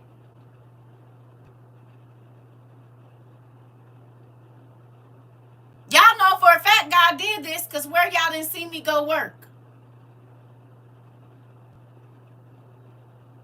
It wasn't this many books back here. Y'all done seen all the stuff that done came through here. Y'all know the stuff that done came through y'all house. Nobody did this but God.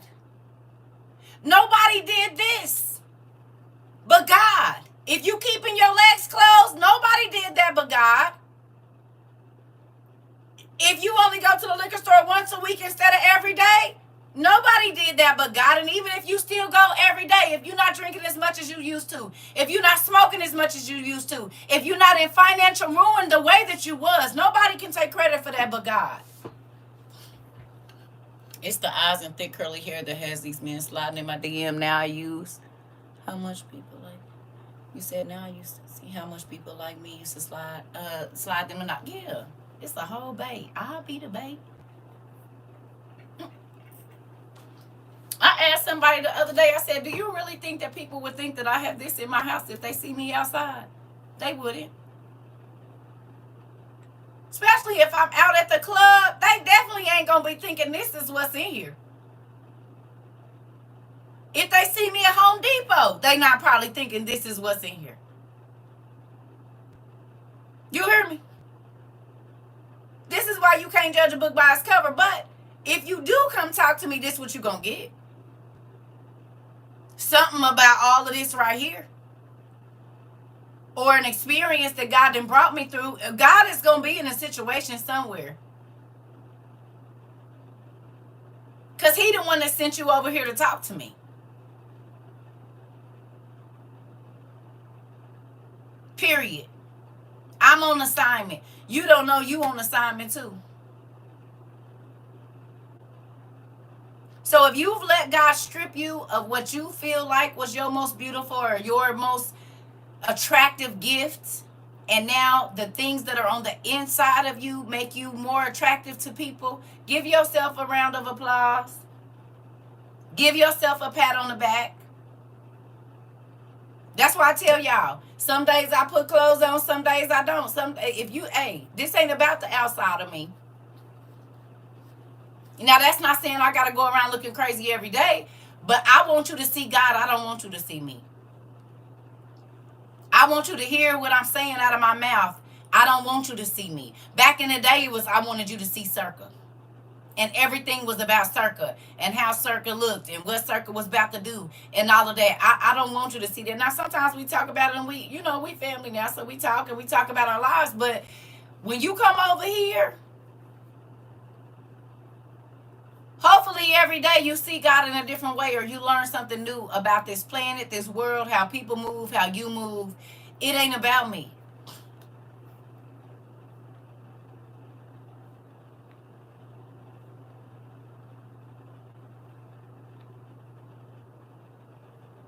Back in the day, oh yeah, it was the CERCA story. It was the CERCA show. It was the CERCA this, that, and the other. But now, did you hear what I said? Do you know what's going on? Because our dad is on his way back, and I need as many people to hear this. I need as many people to understand that one, hell is real, and I'm not trying to scare you. Hell is real. And how you conduct yourself on this side of the dividing line is going to determine where you spend your vacation, the one that you don't come out of.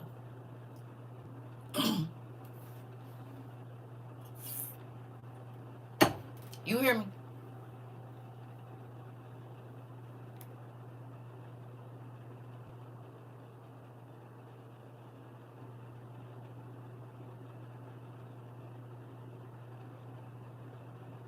To see how y'all lives have changed, that is more valuable than gold.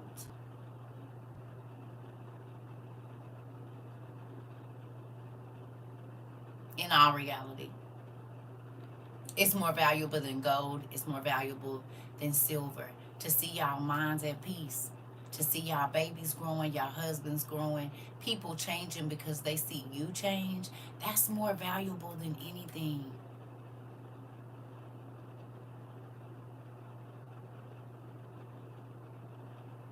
Next to raising my kids,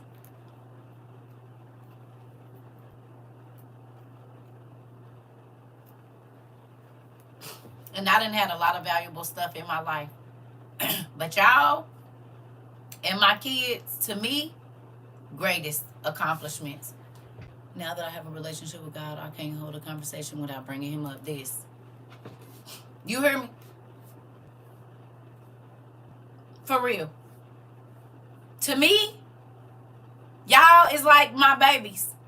Even if you older, younger, whatever, like people, my baby daddy gets tired. Like I talked to him, he was like, why he trying to tell me I had a problem, something. I said, boy, please. He was like, you're always talking about your class and your school and your this and that. I was like,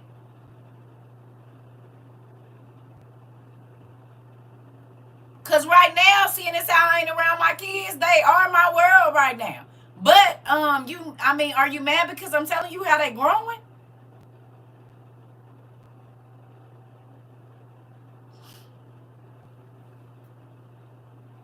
Let me get off this phone with you. I be trying to be nice. Baby snap my hair whole back like, whoa, not too much on WOU now. Hold on. And yes, I do get to talk about them a lot because they're amazing. And watching these people grow and watching them grow in God, it sure is. And I'm going to tell as many people as I can about it. And do.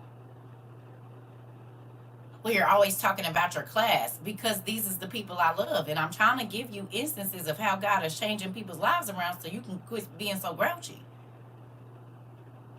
It was people that was grouchy when they came here. They not grouchy no more. It was people that was mean and nasty when they came here. They're not mean and nasty no more. God is still changing people's lives. It might not be in church necessarily, but God is changing people's lives. It's like, you said, get behind me, sir. Baby, you ain't got to worry because I wish somebody would come for y'all. The same way y'all love on me. Believe me, if anybody try to say anything, whoa. Not too much on WOYU, baby. Calm down. Because we got all kind of people here. All kinds. From all different everythings. So you can't too much talk about anybody and not be talking about somebody that got the same issue or was in the same situation in our community. Because it ain't too much of what's out in the world that ain't here. You didn't stay like that. Lord, why did this boy just come in my room with his Viking sword and say, he's like, Peter, I let him stay. Because it's Friday, watching Bible stories, and this what he on. Hold on, nephew, I got you. Don't even trip. Auntie, you sit.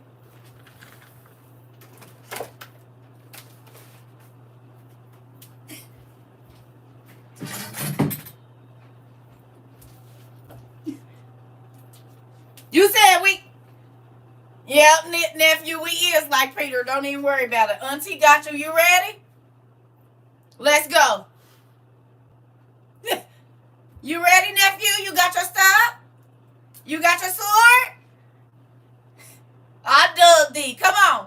Auntie didn't have to snub thee today. You said what? You got your sword? You ready? We might have to.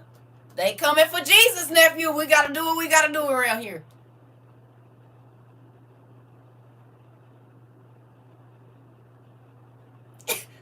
Yeah, come on in.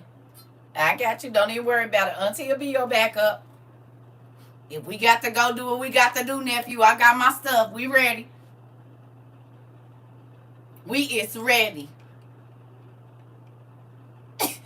Because we might have to fight us a battle or two. It's some giants outside, and we giant slayers, nephew, so don't even worry about it. We got our stuff. Auntie got her sword, too. Don't worry about it. Okay, this is what we doing then. This is what we doing.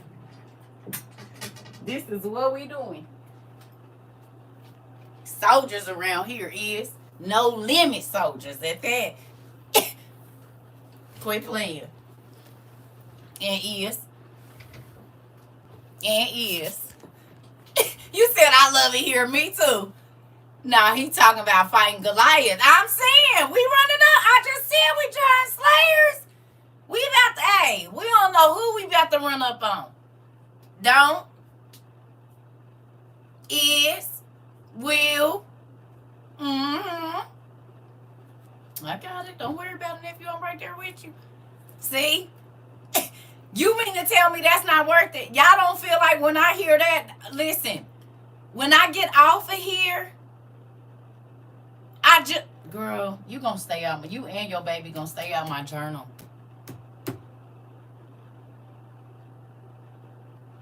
You said fan base is faster than YouTube. Okay. Listen. That baby getting ready. I'm trying to tell you. He been on it. But think about this, though. When we change, our babies change. What's really crazy is today, my granddaughter came in, and she's so funny. She had her mama's shoes on, and she was counting her steps. But you know, her mama's shoes look like this big on her feet. And so my daughter didn't tell me. She just turned the camera around, and I see a shoe. Now, I can't see her because she's shorter than the bed, roughly. All I see is a shoe come around the thing and say 1. And then you see this big shoe come around 2. And me and my daughter fell out laughing. But I told my daughter, I said, guess what? Let that be a mental picture of she's going to walk in your footsteps. So you have to stay on the right path.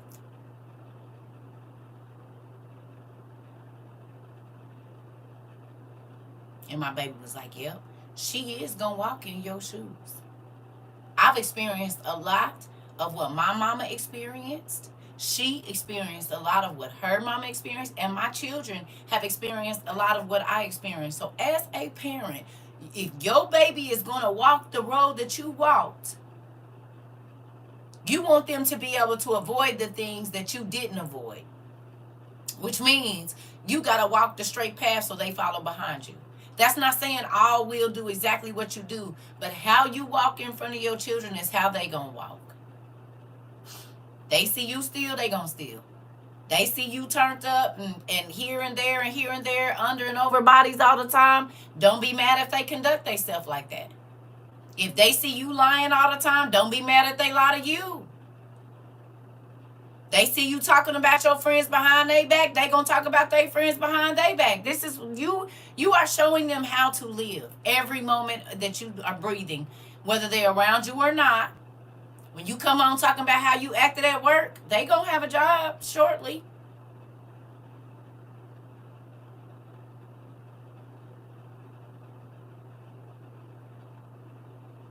Jesus came to show us how to walk, right? And he's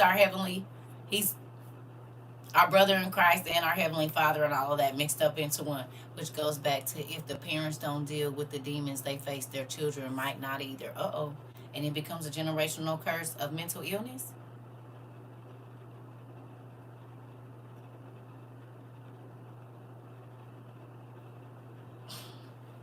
One of my daughters just said, she was like, Mom, I cannot deal with people that want to keep bringing up the past and living in it. It's the difference is if you're using it like we talk about as a testimony of what you used to go through. But when you want to keep going back to when you was 5 and you only want to live there and every situation comes back up to when you was 5, I can't. My baby said, I will not be trapped, Mom, in 2020. I said, you ain't got to tell me either. I try to do right because I want him to be better than me. I make it a habit to apologize to him when I'm wrong. Now, when he's wrong, he says, Mom, I'm sorry. Please forgive me. Yes. Yes. Yes. I told you, people used to tell me, I ain't apologizing to no kid. Don't worry about it. When they embarrass you, they're not going to apologize to you either. When they do something that tear your house up, they're not going to apologize. They treat you. That baby, every time she bring her mama something and put it in her mouth, she said, is it good? Is it good? I said, that's because you say that to her. When you bring her food, you stand there and wait, and you say, is it good? And she said, good. You say, it's good. She said, yep. So when she get a chip or something and she want to feed her mama, she pops in her mama and say, what you doing? You okay? And she said, yeah, I'm okay. She said, okay. And then she go back to her room. Well, why does she do that? She do that because that's what her mama do. She be in her room, her mama pop in and say, what are you doing? You okay? And she say, yeah. Then she go out. So now, however her mama treat her, like when her mama is asleep, baby, her mama worked third shift. She said, guess who was recording me while I was asleep? I said, who? She said, London. The baby that got her mama phone laid down in the bed and got the phone. Now, mind you, she's 2. got the phone, and you can hear her mama snoring, and you can see her face and her mama face right here, and she recording her mama sleep. I said, that's what you get. She started it too, baby, because my kids used to record me sleep. That baby, 2 years old, already recording her sleeping, snoring and everything. She said, yeah, got my phone. She done turned it on, and she recorded me. She laid right up next to her mama and took the phone, and it's like this. Like, just so you know, I was up and you was asleep for a long time. She recorded for 9 minutes. Recorded her mama for 9 minutes. I said, oh, she started earlier than y'all. That's what you get. Because y'all show used to record me. Mine, you was asleep, talking in your sleep. Mouth was open, everything. Okay, well, she doing it to you already, too. Good job. Good job, grandbaby. Go on and record your mama then. She didn't even know she had her phone and everything. Because my baby, you know, she wake up late sometimes at night. And, you know, kids will get up and they'll just lay there next to you till you get up, you know. Had me too tickled. I said, well, don't do nothing you don't want her to record, because she sure gonna record it. You said, I know I snore, that part. I'm just saying, God walked so that we would learn how, and he dealt with stuff that didn't have nothing to do with him so that we could walk in those same footsteps, right? That's why, like, when we first started this, I said, this is not church. I am not asking you to stop doing everything every day. All I'm asking you to do is come here and learn. If I nap while my son naps, he'll come and sit next to me, face be all close to mine. When I open my eyes, girl, yep. My kids still do me like that, and they grown. I wake up and they face be in my face. Like, get your face off my face. What you doing? They'll still come get in the bed with me and everything. They do not care. Get out of my bed. Get out.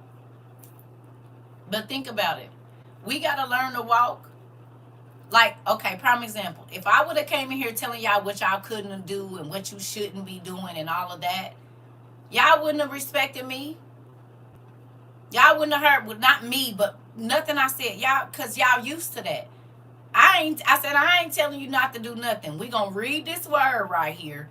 And if it hits you in your throat, take note. Right or wrong?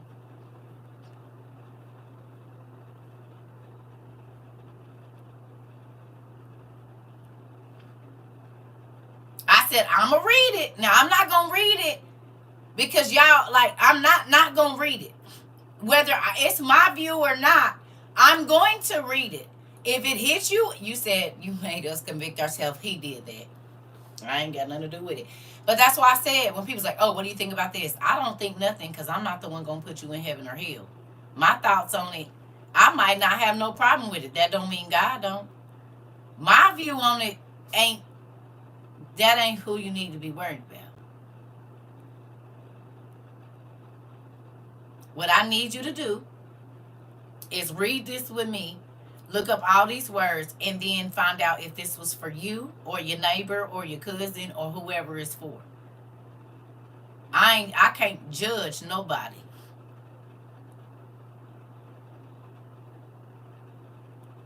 I'm still worried about if I'm going to make it in. Still, even after all of this morning I got up and I'm like, God, if you're not pleased with something in my life, tell me now. Because once this breath is gone, you don't get another chance. And we are in the place now, right now, they are deciding what they about to do with them red heifers and how they going to move and whatnot. It's time out for trying to figure it out as far as do you want to or not. We in it. And it's not slowing down, and it ain't stopping. My ears ringing because you're not ready. How many people in the world right now think they got a lot of time?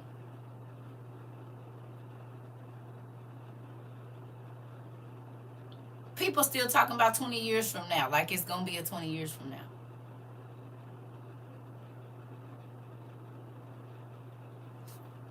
What's happening today has been talked about for over 2,000 years, and they still feel like They got time. No?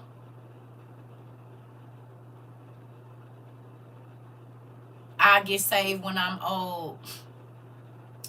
I'll worry about that when I'm older.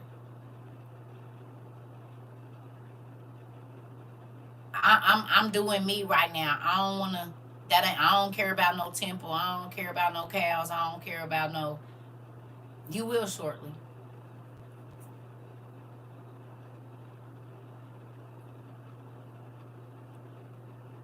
Hey, you will shortly.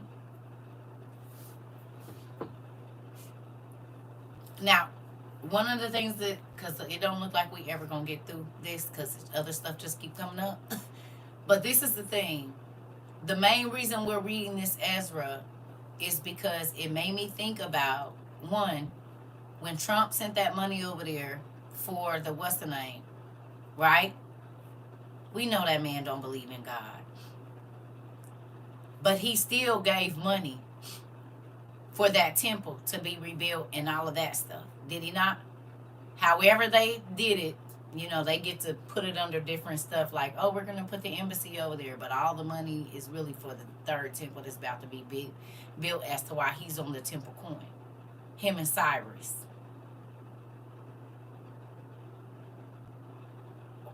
Right? So here we are all these years later. He's on the temple coin. And now they done gave him a crown of peace. The prince of peace, the prince of whatever he is. Do he look like a prince of peace to you?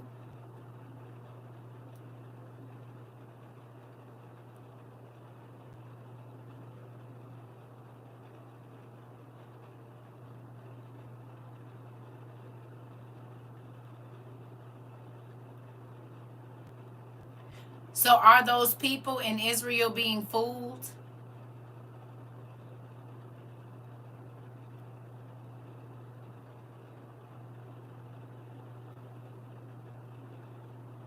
It is already built. Auntie already seen it.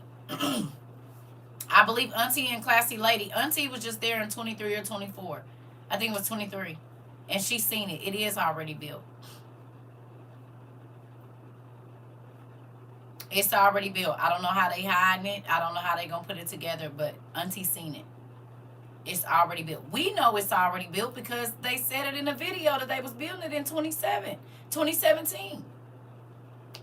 They started building in 2017 or 2018 when Trump put the embassy over there is when they started building it. So I don't know where they got it at, but it's already built. Which is crazy. But that's even crazy how they are deceiving the world and making them think that it hasn't been built when they already dedicated it in 2020. But now when you go finding that stuff, like it's not on the internet. Even though we already seen it.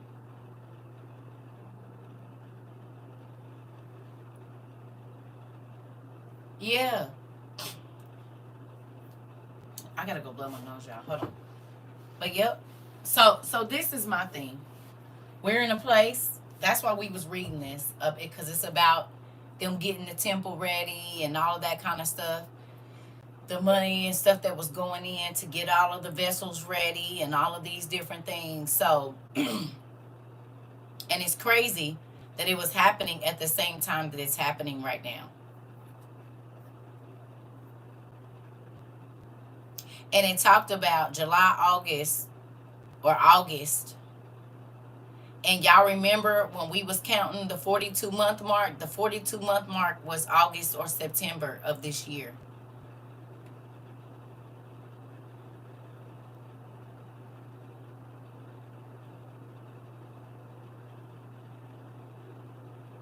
$42 months. I don't think it was from January. It was from something else, another date.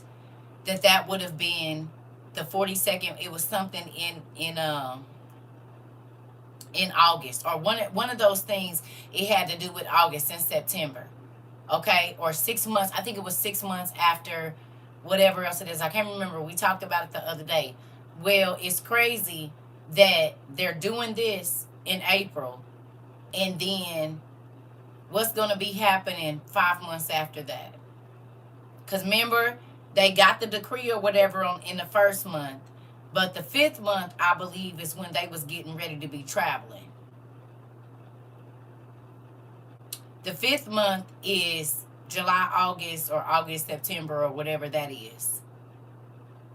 What do y'all think that the world is going to be like around that time? After they do these cows in April, with all that's going on right now, what do y'all think our life is going to be like in September? Because if this man get a chance to go ahead and dismantle the school board, it probably won't be no kids going to school. That's going to put a strain on parents that need their kids to go to school so that they can go to work. He trying to get rid of food stamps and all of this stuff that folks, we all need. Now they talking about trying to make the people that have worked their whole life work for their Social Security money that they already worked for. Y'all seen that?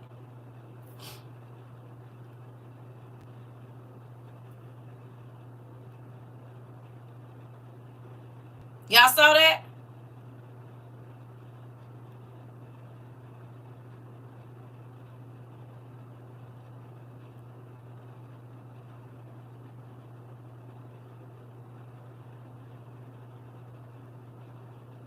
Yeah. Yeah. Yeah. They talking about if you get Social Security and you are able-bodied, no matter how old you are, you going to have to work. If he passed whatever he passed, even what if you 75, 80 years old, you done worked your whole life. And that's your retirement and your Social Security, whatever. They talking about making you work for it. That you won't be getting it unless you working. So you think about this. This man, they basically, somebody was saying, I saw an article or something, which I had already said it. I told y'all they trying to kill everybody. They want the old people gone. They want the people with disabilities gone because they need workhorses in real life. And then the Georgia Guidestone thing is happening right now where they want the world's population under 500 million. Y'all see that happening?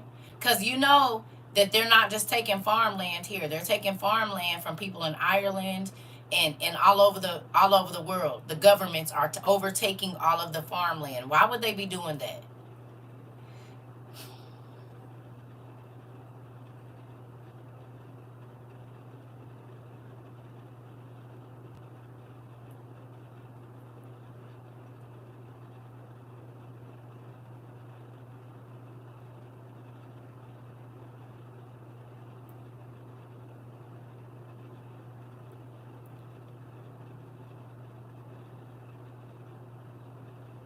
Yeah. Yep, that's what's going on with my daughter's stuff too. They're taking over the agriculture. Why are they taking over the agriculture? Because if you can control what people eat, you can control the people. All of this is lining up what you won't be able to buy or sell unless you have the mark. Unless you are worshiping the God of this world in the flesh.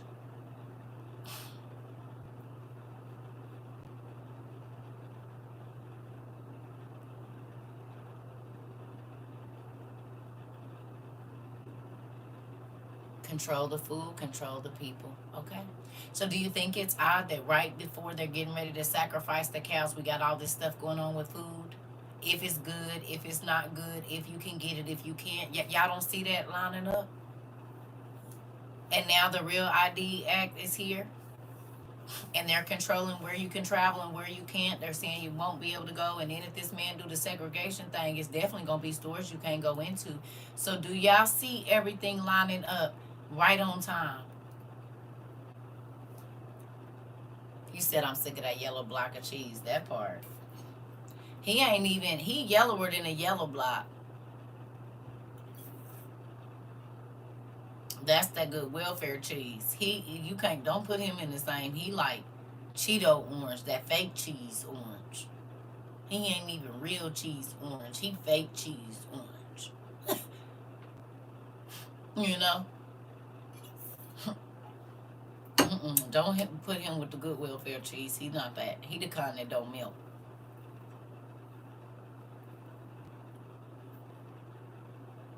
He the cheese that don't melt. Yeah, yeah. See the cheese that don't melt. Yeah. Everything is falling into place. It is. It is. So when y'all get time, I ain't gonna keep y'all all night. Yeah, that part, Nico. I didn't want to say it just in case I'll let you be offensive, because you know it almost came out, and then I didn't say it. Mm-hmm. If you guys want to go ahead and read through this, it talks about how many men he got to take with him. That's what we were supposed to be getting to twice today, but evidently we supposed to go other ways today. Even the Sunday school books line up lessons of atonement and sacrifice, discussing Leviticus and Aaron. Yeah, yeah, y'all. We are at a place now where, one, God is waking people up. Two, if you want to see, you will. Three, we in the mix. And a lot of people still don't believe it. Y'all will not believe how many church folks I know. They still just lollygagging through life. Or they're just now waking up now. And that's scary to me. Even with the heifers getting ready to be sacrificed, they still don't believe that we in tribulation times. You know that? Even though it's been 2,000 years since this has been prophesied, they still don't believe we in the end times. You know how scary that is? That the people that are supposed to be leading people to Christ don't know what time we're in? Hold on, y'all. I gotta go blow my nose. Hold on. Oh my goodness. Think about that though. How scary that is. That the people that swear up and down they know Christ don't even know what time it is.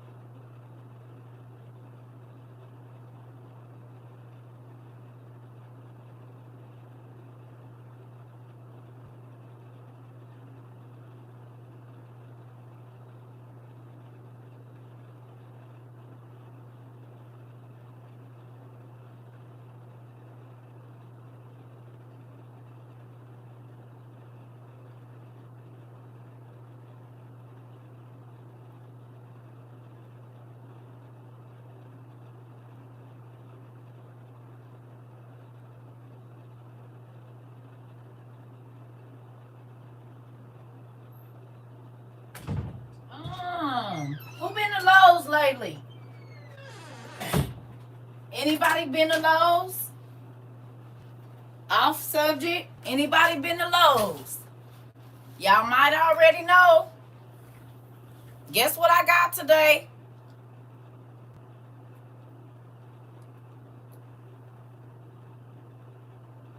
For $14.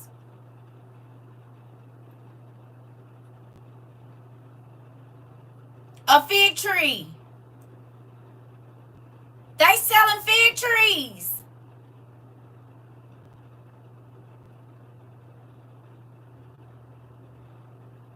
I did not know that was a thing. bought one. And hopefully too many spiders don't get in it. But yeah, I got a fig tree. Did y'all know they sold fig trees? Well, ain't no tree on it now. It's just like a root looking thing. But did y'all know that they sold fig trees? Some of y'all did. I didn't.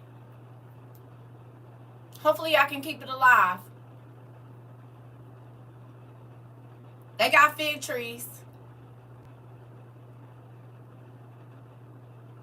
How do you grow dates? Is that like a raisin? They sell them at Myers. It's just the roots. All fruit trees. Yeah. Yeah. I want to get a date. I don't know how you grow. Yep. Yep. Yep. In line and guard. Yep. It's in the line and they right out front at the one. And you can buy them with food stamps. Well, they ain't got no bananas. They had blackberries here. They had blackberries and the fig tree and a grapevine. The red grapevine. For $14. I got me some collards, some spinach. Cause some stuff I'm not gonna grow from seed because I'll be too busy with y'all. But if I started from a plant, I got it. Now some stuff like my herbs and stuff, I am gonna start from seed. But them other ones, cause I know I'm gonna want to eat them now. I'll probably go back and get me some lettuce. But cause I'm gonna do me a herb basket with my lettuce and all of that in there together. My thyme and all of that. But I gotta find me a burlap bag because I had one and I threw it away at my last apartment where I lived. I threw it out and I shouldn't have done that. But with the, the kind with the burlap on the outside that our grandma and them used to have with the plastic on it, if I might end up making one. That's probably what I'm gonna end up doing. But yeah, they got fig trees. So if you got a space, I'm gonna try to grow it. And give me a big enough pot. I don't know what I'm gonna do in the wintertime, but I'm gonna try to grow it. I'm just afraid of the spiders, but I hear Ivory soap helps with that. I know. Listen. We gonna have to get unafraid of the bugs. We gonna have to get unafraid, and I know, cause my balcony is so small. I'm thinking about all the wasps and stuff that are gonna be out there, but I'm just gonna have to deal with it. Maybe I'll get me a beekeeper suit or something.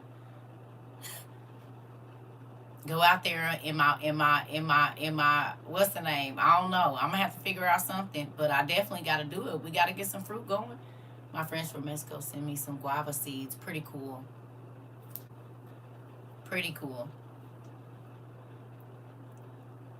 Yeah. Grow lavender. They had a big old lavender plant. So they don't like that, nephew? They had a big old lavender. And I literally said, I don't need no lavender. Get the lavender and it keeps I'll be there tomorrow. Dates are from some kind of pal tree. I have to research it. Okay. Okay. So get the big lavender. They had a huge lavender plant too. I was like, I don't need no lavender. Oh, a palm. Okay. So if I plant the lavender in between, spiders don't like peppermint either. Okay. So lavender keeps the spiders away and then grow peppermint and they'll stay away. I think I got some peppermint seeds. So what, you just put them every couple? 1 or 2 plants will be enough? Because I'll be going back to get me some lavender tomorrow. Come on, planters, help me. So plant lavender and peppermint. Is lavender for the bees? I mean, for the wasps?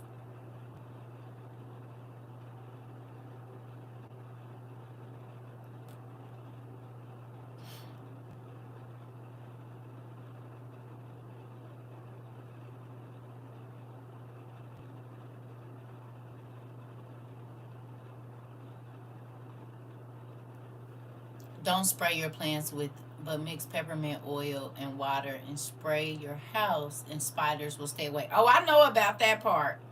I do know about that. I got that. But I'm saying, so if you grow lavender in a plant, is that the same thing?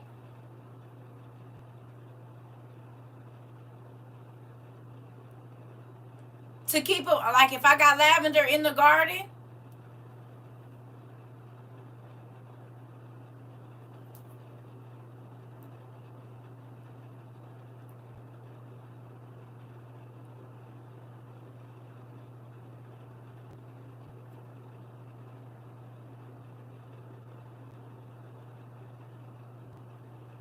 I forgot to get my bricks. That's what I forgot to get because I got that greenhouse for some of the vegetables. I just don't want to put it up and then it get broke from the wind because you know we've been having these tornadoes and stuff. I want to put my greenhouse up on the balcony, but I don't know. But yes, peppermint plants are known to repel bugs too. Okay, so I'll probably just get some peppermint plants. I was just growing one, but already having another plant already bloom so that it keeps all the pets and spiders away. Okay, okay, okay. You got mulberry going. Okay, yeah, yeah. I mean, I got botany books. I got plants on like what plants to go to. I got container pot books, but if somebody gonna give me the information real quick, I just seen lavender today. Okay, yeah. I saw it when I say they had a big old. I'll be up there to get it tomorrow. I literally said I don't need no lavender, and walked right. It was on the end cap and walked right on around it. And here y'all are telling me I do. You said not sure, but my lavender did do well here in Illinois. Okay, I'll be there to get it tomorrow. They had a big. It was like this big. That was my plan to do when I start the veggies and herbs, so that the bugs don't start being drawn to the house. Bet, nephew, bet. Cause I don't have that much space either. So thank you. I'm gonna go tomorrow, and I'm just gonna break it up and put it like around. You know what I'm saying? Like I put one right by the door, some in between, like where I sit. So yeah, bet. I'm gonna do it. Cause I mean, it was a big old pretty plant too. The bait, you know, the pot was about this big, but that plant was, it was already growing big. So good. I'll go get that tomorrow. Cause I'm not growing a lot of vegetables. I'm gonna do herbs. I got, like I said, I think I got cauliflower in Home Depot and Tractor Supply. Have plum, lavender, peaches, and grape trees for all for sale. Yeah, yep. I plan on getting all of them. Nephew, I got me a grapevine because my grandma had a grapevine, and I got that fig tree. That's what I got, and then I got strawberries. I got strawberries, fig, and grapes for my fruit, and then I got collards, cabbage, spinach, and one other thing, and a flower because it was $1.98. It was $1.98. And then I got my dirt. So, because I got a lot of seeds, so I'm going to get some stuff from seeds, but the stuff I want to hurry up and grow, and I got to do my potatoes. That's another thing I got to start. I'm going to try it again. But I had to go get me some soil and then topsoil because I bought that stuff last year, and it would not keep no moisture in the soil. So what I'm going to do, I'm going to take that peat, and I'm going to mix it with the soil that I got today. I'm going to take me a big bucket out there and mix it all together, and then see if that'll work better this time because like my herbs and stuff, they kept drying out, they kept dying. It was weird. The plant and herb and a fruit feeder. I'm a figure it out. I'm gonna do better this year. Cause y'all, you know, I take days off during the week now, so I can focus on some of that stuff. I got discouraged with the potatoes. Hopefully I do better this year. Yeah, you gotta try again. My first garden that I ever did really well. My second time around, it did nothing. I'm about to still try it again. Last year, I really didn't have a time. But you know what? Last year, too, I let it go 2-3 days, wasn't watering. I'm going to pay attention this year. I'm going to do what I'm supposed to do. Because when I did pay attention to my other garden I had, it was beautiful. I showed y'all I built them beds, and everything grew. We got pretty much a produce from every, you know, we got a harvest from everything I planted, but I stayed on it too. I would go out in the morning before the sun came up and water. I watered at night. I tried to keep my pest powder on there. I took care of it, so it flourished. But I mean, last year and the year before that, I didn't really have time. So this year I'm making time. because then that can save a lot. Like, oh, I think I got Brussels sprouts too. That's what I got. I got Brussels sprouts because I like Brussels sprouts. I got Brussels sprouts. That's what I got.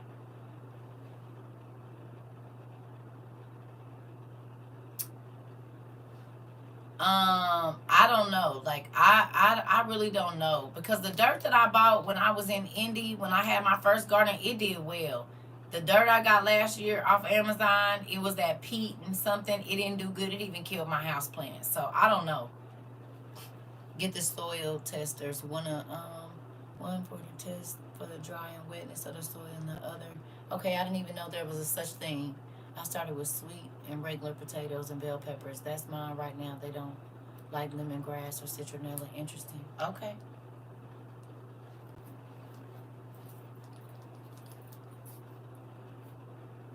Y'all know this make me happy, right? We started off talking about giants and the lost books, and baby, we didn't just about hit every subject. But the fact that we are all doing these things together, it makes me very excited. I've been studying YouTube, university, garden. Okay, on gardening. Come on, nephew. That part. That part. I'm grateful to y'all. I am. I'm grateful to y'all. I'm grateful what we do here. And I know that we inspire others to do different things. And I'm grateful for that. Whether we know they watching or not, you know, I'm grateful. God uses us to inspire the world to get back to the most natural way of being. And I'm grateful for that. I feel like we do that here. We are being our most natural selves, the people that God made us, and learning things that we didn't even know was going to be important, you know? But if we all was to get together, if you learned how to grow this and you learned how to grow that and you learned how to grow this and you learned how to do that and you learned how to do this, then we can have a full community of people that we can put together and have a real community. You know what I'm saying? Instead of everybody sitting around, don't nobody know how to do nothing, or it's only a couple of people. We are learning. Got me a peach tree last year. Can't wait to see what it does this year. That part. You hear me? That part. Don't forget, asparagus take a long time to grow. Them asparagus that I planted when I lived in my last place is probably just now starting to grow up, and they probably think they weeds and don't even realize they asparagus.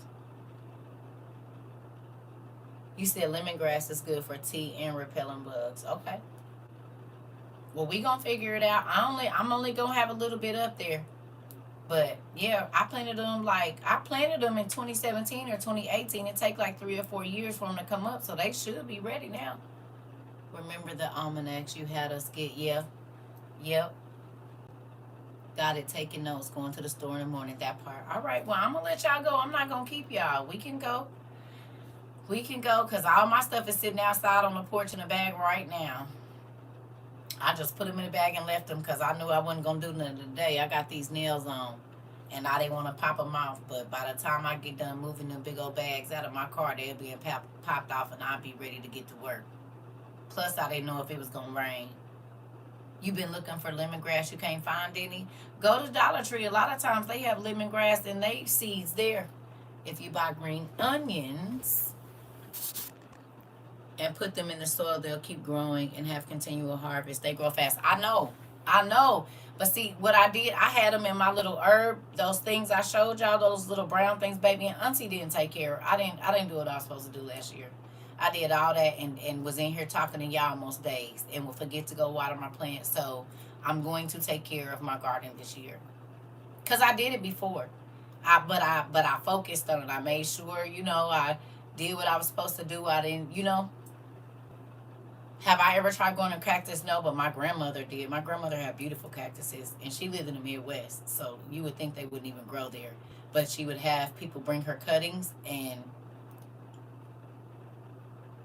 she had them in tires in her front yard. They were huge. The okra did, but it didn't cover them up, and the frost hit them right. Right. Yep. So that's why I said I'm gardening challenge this year. We can do it. We could do it. We could do it. Oh, I know. I know. They be slicing it up like green beans, putting it on top of tacos and stuff. I looked at that one with the cherry bulbs on it. I can't think of it. I've been looking at a few cactuses. The one with the one that clean the water with the red flowers on it. The one you can shave and clean the water. I was thinking about getting a couple of them.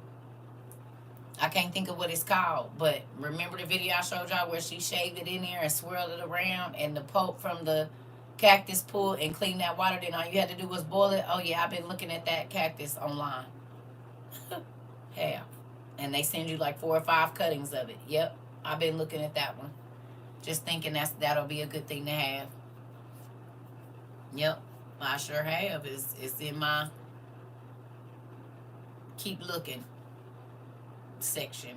And I didn't look today. I don't know why I didn't think to do that, but when I go back tomorrow, I'll look and see if they actually have that plant at Lowe's. They might have it, and if they do, I'm gonna get it. Because I definitely, once I saw that video, I was like, dang, that'd be a good thing to have. If that cactus can clean the water, well, we definitely need to have that, you know. So I love y'all. I'm gonna let y'all go, and I guess we'll get back on this in the morning. We got some gardening stuff to look up tonight, maybe. I don't really know. Some plants and looking how stuff is supposed to be planted together and whatnot. Are we good? Y'all good with that? Prickly pear cactus. That's exactly what it is, pumpkin. Okay. Well, let's do some homework like Marvin said. Let's get this gardening challenge going in. Let's see what we can grow this year.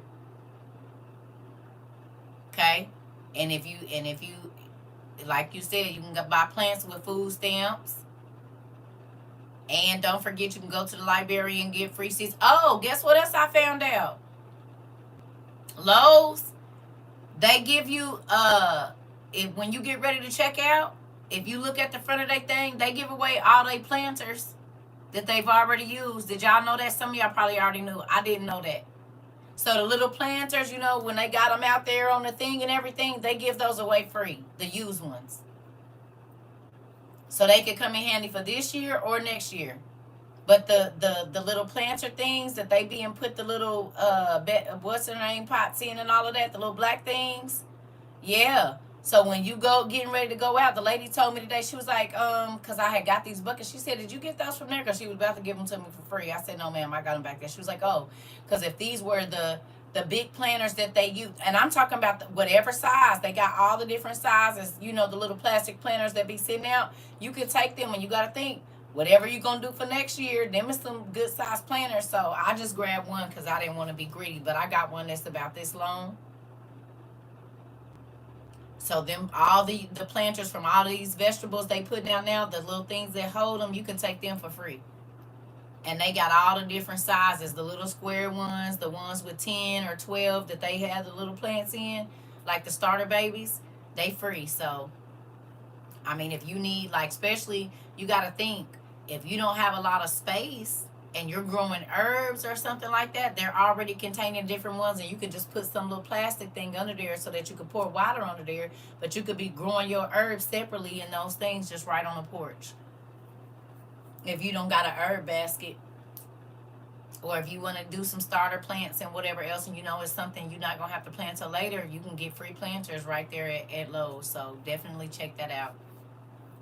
Right at the front of when you're getting ready to check out going into the garden center. And I don't know where they have them exactly at every one, but that's where they had them at the one I went to today. They had them right when you're getting ready to walk out of the garden center. And they was up on the little shelf. Yep. I love y'all. I'll see y'all tomorrow. Yeah. Yep. I just found out today. I said, oh, definitely will be passing this bit of information on. Yes. I love y'all. I shall see you all later.